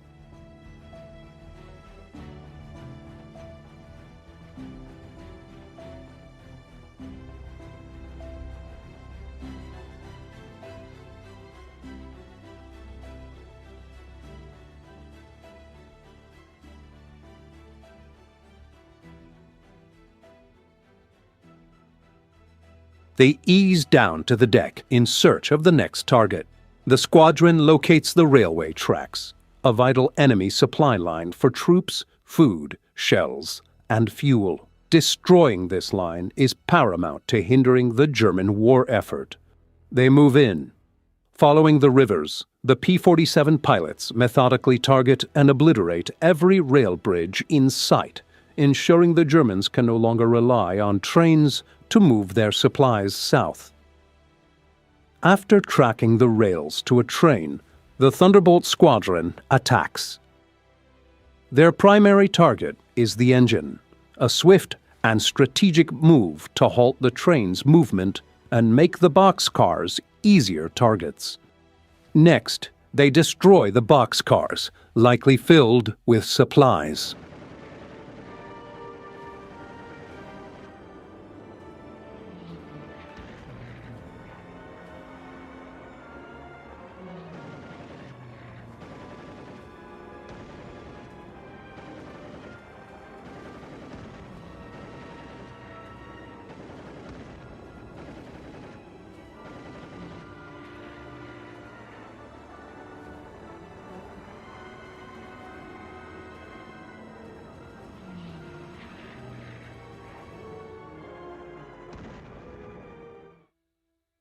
The explosions confirm their suspicion. The boxes contained ammunition. With the southbound rail lines destroyed, the Germans must resort to roads for transport, making them vulnerable to further attack.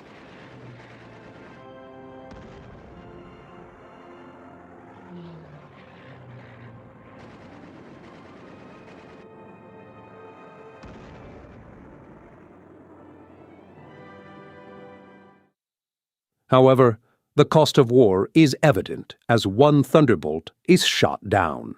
The pilot is lost, and in such situations, there's little that can be done. The crews on the ground can only watch helplessly as another life is claimed in the battle for freedom. The harsh reality of war continues, as many more lives will be lost before victory is achieved.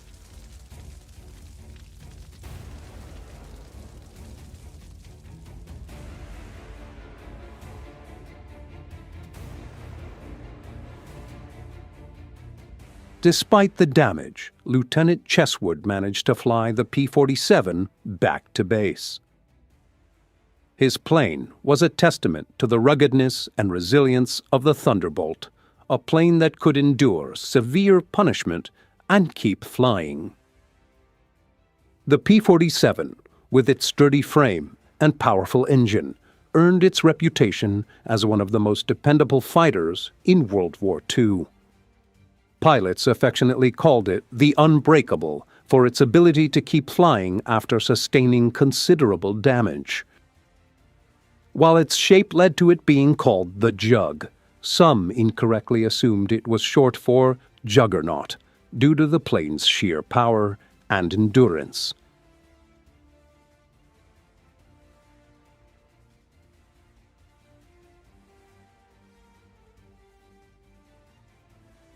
After every mission, the Thunderbolts often came back riddled with holes and damaged wings. But the P-47's ability to stay in the fight, even when battered, proved why it was a preferred choice for many combat pilots. These aircraft were vital in turning the tide of the war, whether it was supporting bomber missions, disrupting enemy supply lines, or eliminating military targets.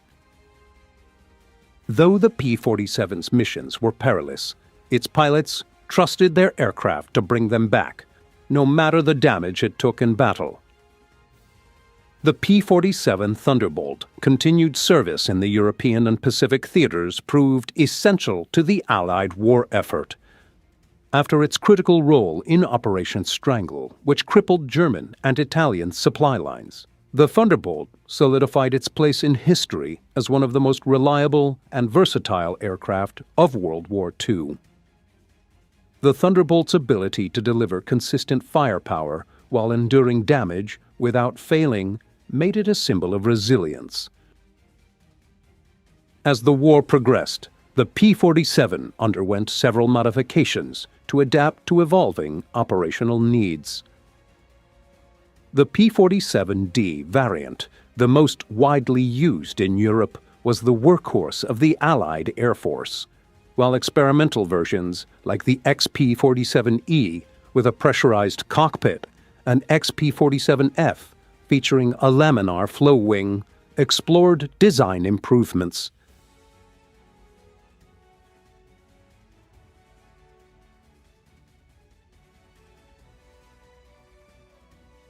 However, the ultimate evolution of the Thunderbolt came in the form of the P-47N, a larger, heavier model designed for long-range operations in the Pacific theater. The P-47N's increased range and firepower were crucial to its success in battles across the Pacific Islands.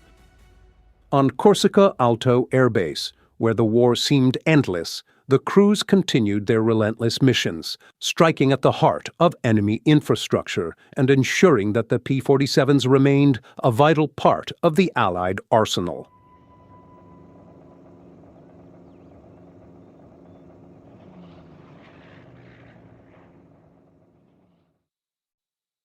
The pilots and ground crews showed extraordinary dedication, knowing that the Thunderbolt was often the last line of defense for their fellow troops and bombers.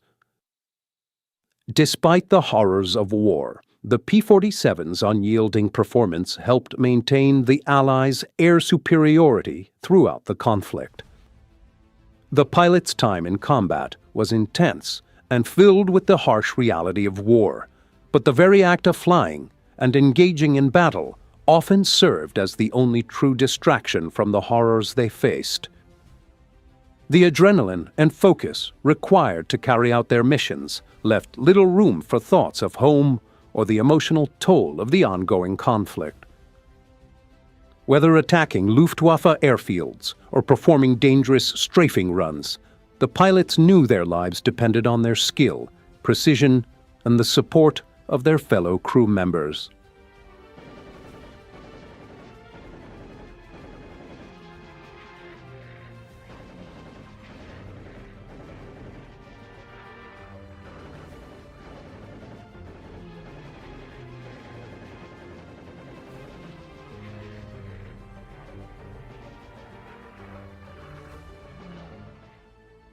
When the mission was complete and the targets neutralized, the pilots followed the disciplined procedure for landing.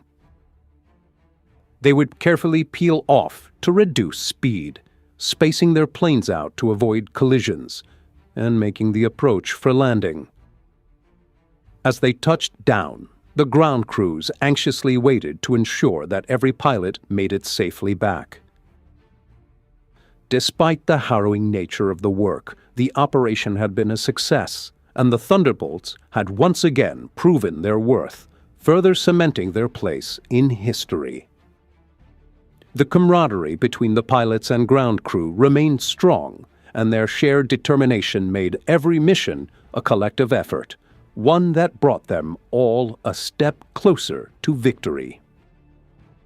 The relentless effort of the P-47 Thunderbolts had played a crucial role in weakening the German supply lines and crippling their ability to sustain their forces in Italy.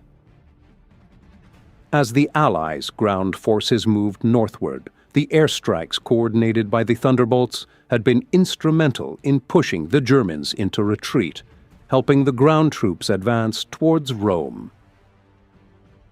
On June 4th, 1944, when the Allies liberated Rome, the pilots and crews at Alto Air Base could feel the satisfaction of knowing that their efforts had been a significant part of that victory.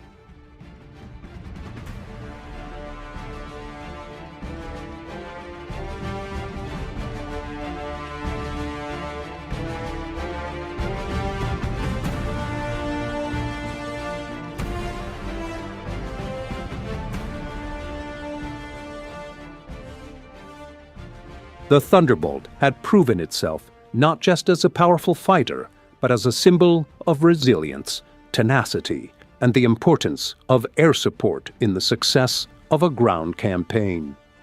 As they celebrated their hard-earned victory, the pilots of the 57th Fighter Group and their fellow airmen knew that the P-47 had served them well in more ways than one, both as a capable and dependable aircraft and as a vital contributor to the Allied success. The battle had been long and difficult, but the Thunderbolts had stood strong, providing essential support and leaving a lasting mark on the course of the war.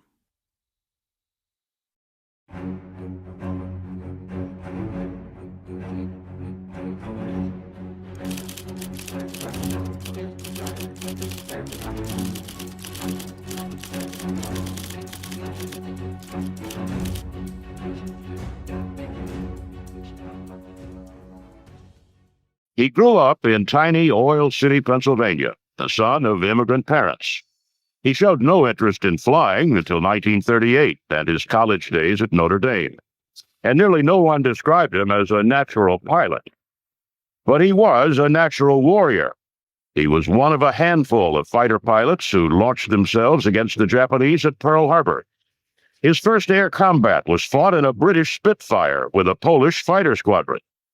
But he would make his mark with the P-47 Thunderbolt, emerging from World War II as the top ace in the European theater with 31 German kills. He would go to war again in Korea and achieve his ace's status a second time, this time in jet fighters. His experience led him to create a completely new set of air combat tactics that saved American lives. He was born Francis Gabreski, third of 5 children of his Polish immigrant parents. They lived in a small town north of Pittsburgh called Oil City and ran the local grocery store. They changed the name to Gabreski to make it easier to pronounce. But the boy who would become one of America's greatest air aces spoke his entire life with a pronounced Polish accent. Francis Gabreski graduated high school in 1938, just as Hitler's legions marched into Austria. He says his eyes were focused on college, on Notre Dame, and eventually medical school, like his older brother. After Germany's invasion of Poland in 1939, Gabreski knew the United States would be going to war, and when it did, he was determined his weapon would be an airplane. He joined the Army Air Corps as a cadet in 1940. He trained in PT-17 Stearman biplanes with sleek blue and yellow paint. Gabreski admits he was not a natural pilot. He was nervous, always trying to wrestle the airplane around in the sky, compensating for the torque of the radial engines. He nearly didn't make the grade, but he did qualify, and after some advanced training was allowed to select his first assignment. He chose someplace that sounded glamorous, exciting. I chose Hawaii. Hawaii, of course, I mean, it was a glamorous place. I read about it from travelers and so forth. It's a beautiful climate. People are nice and tan, beautiful, and so forth. And the girls are even prettier. But Gabreski found himself in at the start of the war he knew was coming. I was getting ready for church, and I could hear the bombardment off in the distance. And I paid no attention to it because the Navy does have a range in the mountains. They work 7 days out of the week. There's Sundays when they probably drop a few of the practice bombs. And then all of a sudden I heard machine gun fire. And that machine gun fire was right next over me. And I looked out the window, and sure enough, there was a Zero flying with his machine guns wide open and so forth, strafing everything before him. And I saw the rising sun. And that was my first indoctrination into World War II. And of course, there's no question about being scared. I was scared stiff, but at the same time, I was trained to do a job. We looked at the line, and of course, the buildings, some of the hangar lines were going up in flames. The flight line was going up in flames. Our number one job was to move away the intact airplanes away from the burning airplanes. And of course, that wasn't easy because all our ammunition was in the hangar line. The hangar line was up in flames, and it was just like Roman candles in. In other words, you could see the tracers coming up and firing, and they were more scary than they were destructive. So we did our work, airmen as well as officers, shoved out the airplanes away from the burning airplanes. And by the end of, say, an hour and a half, well, we were able to save about 75 of the 150 airplanes that were parked on the line. We did become airborne about 2 hours after the attack on Pearl Harbor. It was a very, I would say, somber flight. I looked down from about 6,000 feet over Pearl Harbor and saw all those airplanes just over off from their side, or going up in flames. And it was just a big billowing black smoke all over Pearl Harbor. With much of the air power of the Pacific gone and the Navy clearly in charge, Gabreski felt out of the action. The Air Corps found itself trying to salvage what was left of its Pacific bases.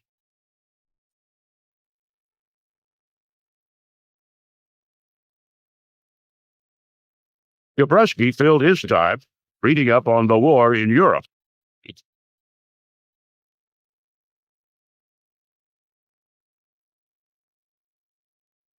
The Battle of Britain action report showed that the fighter squadrons with the highest kill ratios against the Germans were Spitfires, piloted by members of the Polish Air Force. Gabreski had an idea. He would use his language skills and attach himself to a Polish squadron to learn their combat tactics. He would then pass them along to the Americans when they arrived in Europe. His idea earned him a trip to Washington and a promotion to captain on his way to London. I came over as a casual. I came over as an individual flying with the Polish Air Force to gain experience. So I joined the 315 squadron that was flying Spit 9s, and it was just a super airplane. So I flew with them on 20 missions. In February 1943, Gabreski left the Polish squadron. The Americans were arriving in England in force, and it was time to put the lessons learned to the test. He joined the 56th Fighter Squadron of the U.S. 8th Air Force and met his new aircraft, the P-47 Thunderbolt. After the tight quarters and sleek lines of the Spitfire, the Thunderbolt was a battleship. After 20 missions with the Polish Air Force, I joined the 56, which is the first group that was coming in intact from the United States of America with a brand new airplane, a P-47. So you can imagine when I went from a Spitfire, which is nothing more than about a 7,500 pound airplane, to this great big belly tub that I saw.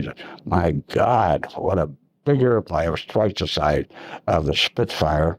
But it turned me off immediately, but that was the only thing I had to fight in, and that I was going to learn to fly it.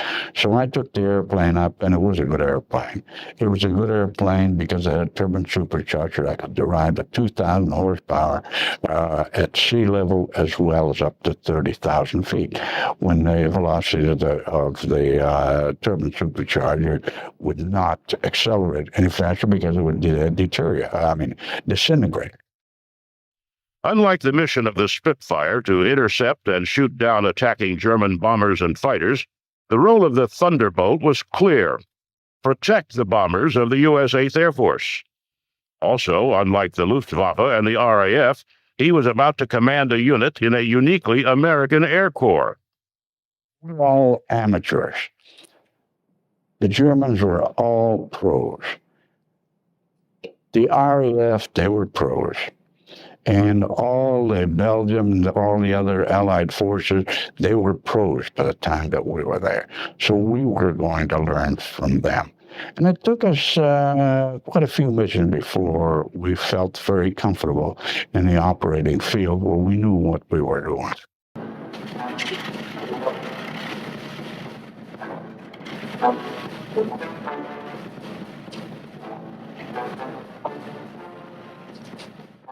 The U.S. 8th Air Force was in Europe to carry out daytime strategic bombing of the enemy. The P-17s were slow, long-range bombers. The 56th Fighter Group was to escort those bombers to or from the target, to protect them from German fighters the best way they could, and come home. After a non-combat injury sidelined him for several months, Gabreski came back with a vengeance. On August 24th, 1943, he scored his first confirmed victory at FW-190. On September 2nd, he scored his second.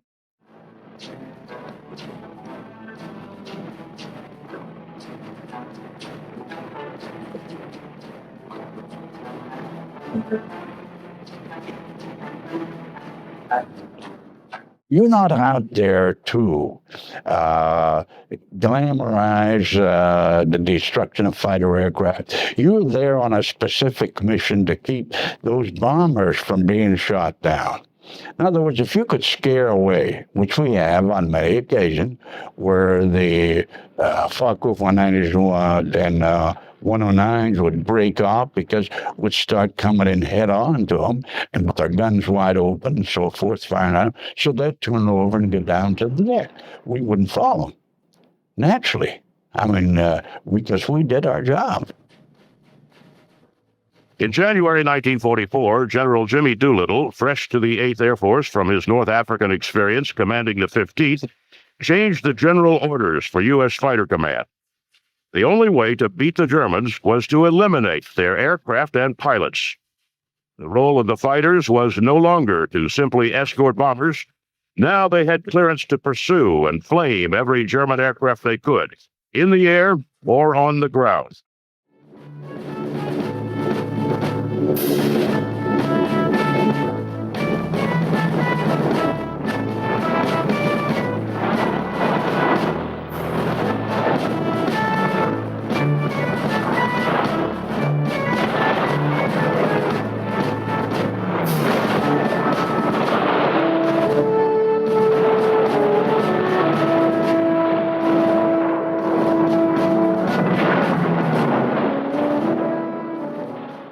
In February 1944, the 56 went on a binge.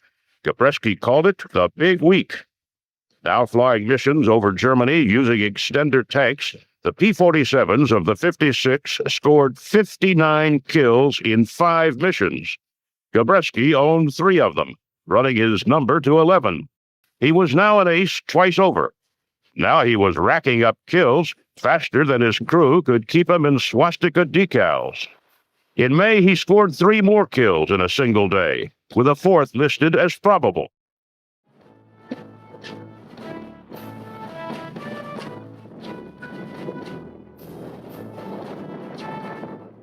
By D-Day, June 6, 1944, Gabreski was in contention for the highest-ranking ace in the 8th Air Force. Truth be told, he was anxious to match the numbers set by a pilot from his group who had been sent home after 27 air victories. A month later, Gabreski did the impossible. He beat the record with a 28th air victory. He could now go home. Gabreski had been overseas nearly 2 years and flown 165 missions. His fiancée was waiting with plans to get married as soon as he got home. Gabby was ecstatic. With the exception of an injury to a pinky finger, he had come through without a scratch. Gabreski collected his orders. Packed and scheduled to begin the long journey home July 20th, 1944, he stopped by the operations hut on his way out to say goodbye. They were busy preparing to fly another escort mission over Germany. It looked like the kind of mission where a hot pilot could run up another couple of kills. He had 31. Could he score more? Gabreski decided he had one more mission to fly. They found an airfield west of Koblenz and decided to let each of the flights take a crack at it. Gabreski led his flight team down and during his pass exploded a German bomber. He turned to make another pass, hugging the ground too close. The propellers hit, and Francis Gabreski, America's hottest air ace, was down in Germany. He would spend the rest of the war in a German POW camp.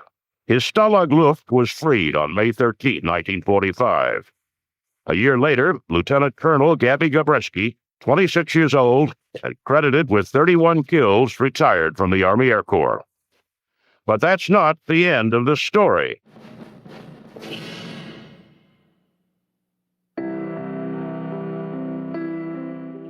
Like many returning vets, Gabreski was anxious to complete his college degree and take up his married life. He and his wife thought the civilian life looked good, and he managed to snag a job with Douglas Aircraft. It lasted less than a year. Gabreski missed the cockpit and flying. He applied for a permanent commission, and in April 1947, returned to the Army Air Force as a lieutenant colonel. Less than a year later, he was assigned time work, but not for long.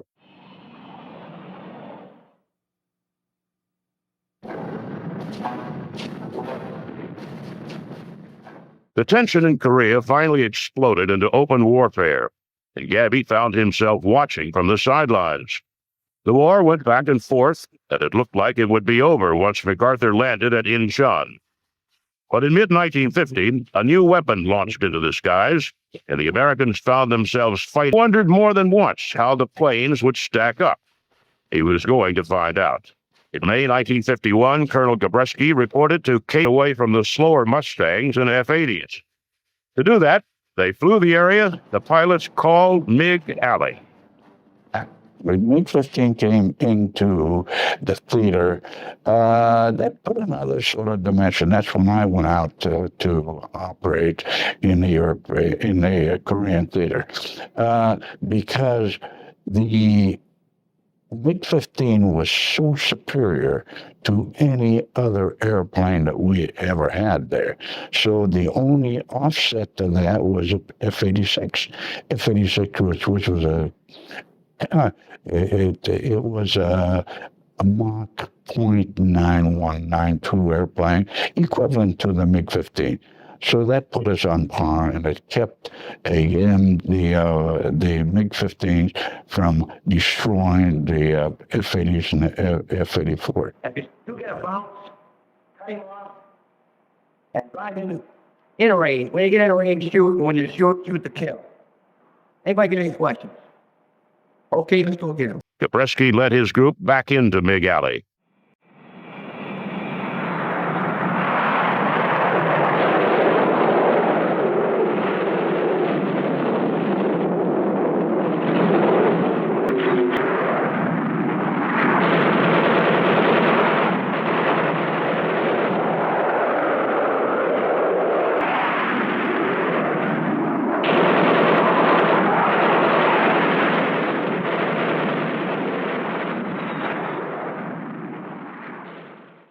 He had 4 kills and wanted his pilot.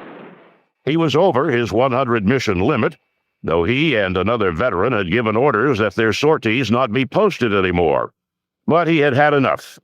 With 6.5 kills credited to him and his 31 from World War II, he is the 3rd top air ace in American history. On June 4th, the Air Force sent him home. He had a stop along the way. President Harry Truman called him to the White House and thanked him personally. I've had everything from a squadron to a group to a wing, and I've been in the cockpit up until I retired. Colonel Francis Gabreski ended his combat role that summer of 1952, but his career continued. He remained in the Air Force until 1967, commanding units at bases from Kadena to Hickam to Adana, Turkey. He had flown aircraft from the old P-40 to the heavy P-47, where he achieved glory. He made the transition to jet fighters in the F-86, and had flown everything up to the F-111 supersonic fighter bomber. His record of 37.5 kills stands today. He set standards for performance and tactics. For all his contributions to the U.S. Air Force, Colonel Francis S. Gabby Gabreski is a legend of air power.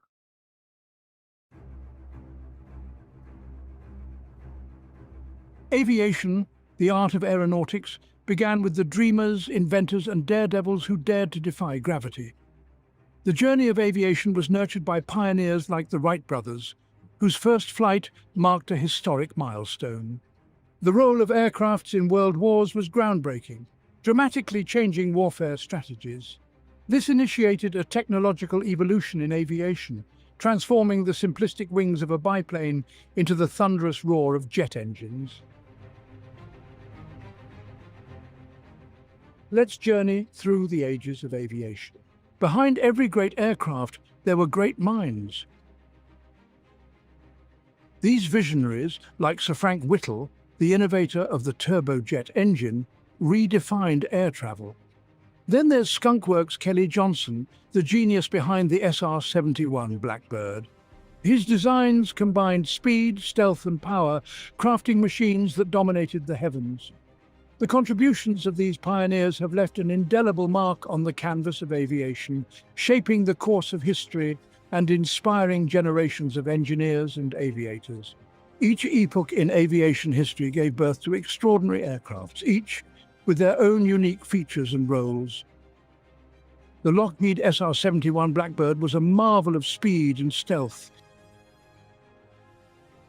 The F-105 Thunderchief, a supersonic fighter bomber, was vital in the Vietnam War. The P-51 Mustang, a long-range fighter, was critical in World War II. The P-47 Thunderbolt, a heavyweight fighter, was used extensively in the same war. The A-10 Thunderbolt II, the Warthog, is a close air support icon. The Messerschmitt Me-262 marked a leap forward in aviation technology. Each of these game changers were instrumental in their eras, and their legacies still resonate today. Beyond the game changers, there are those that have transcended their practical roles to become icons. The Concorde was not just an aircraft, it was a supersonic symbol of luxury and speed. The B-52 Stratofortress, a strategic bomber, is an icon of power and resilience. These magnificent machines and others like them have become much more than just aircrafts. They are enduring icons that encapsulate the audacious spirit, the relentless innovation, and the boundless ambition that define the world of aviation.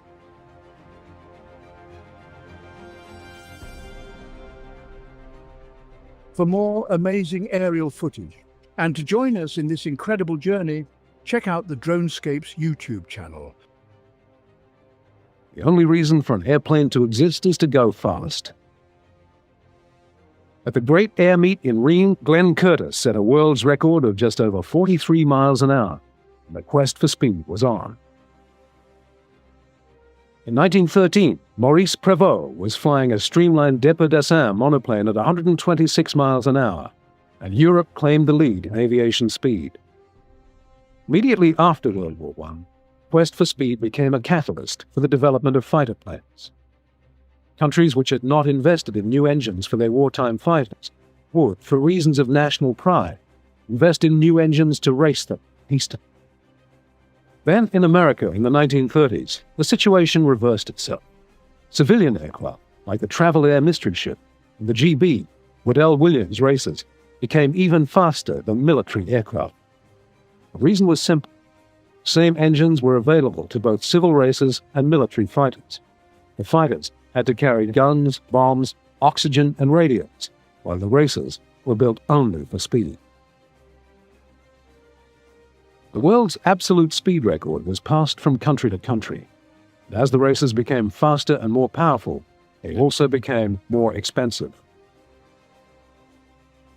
America's Howard Hughes could afford to build his own racer, and with it set a land-plane speed record.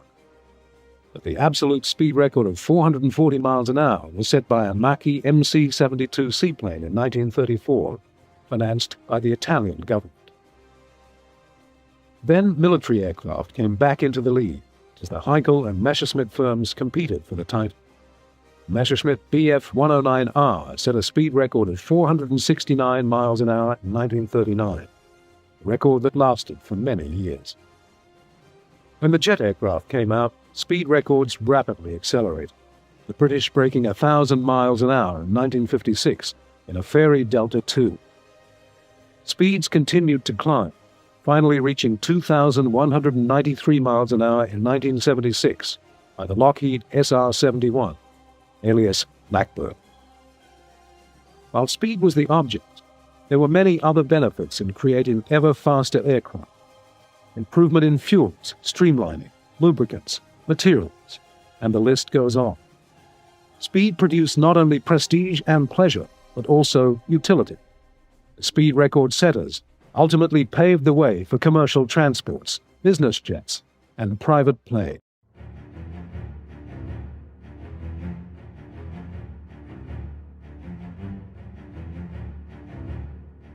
During the onset of spring 1945, the aviators of the U.S. Army Air Force in Europe were recovering from the largest engagement in American military annals, commonly known as the Battle of the Bulge. The toll they had paid, both in terms of personnel and equipment, had been staggering. Each day, fresh pilots and newly delivered aircraft arrived to replenish the dwindling ranks. P-47 Thunderbolt fighter squadrons were actively stationed at former German Luftwaffe air bases, situated just a few miles from the front lines. Their revised objective was to offer aerial assistance for the Army's onward push into Germany.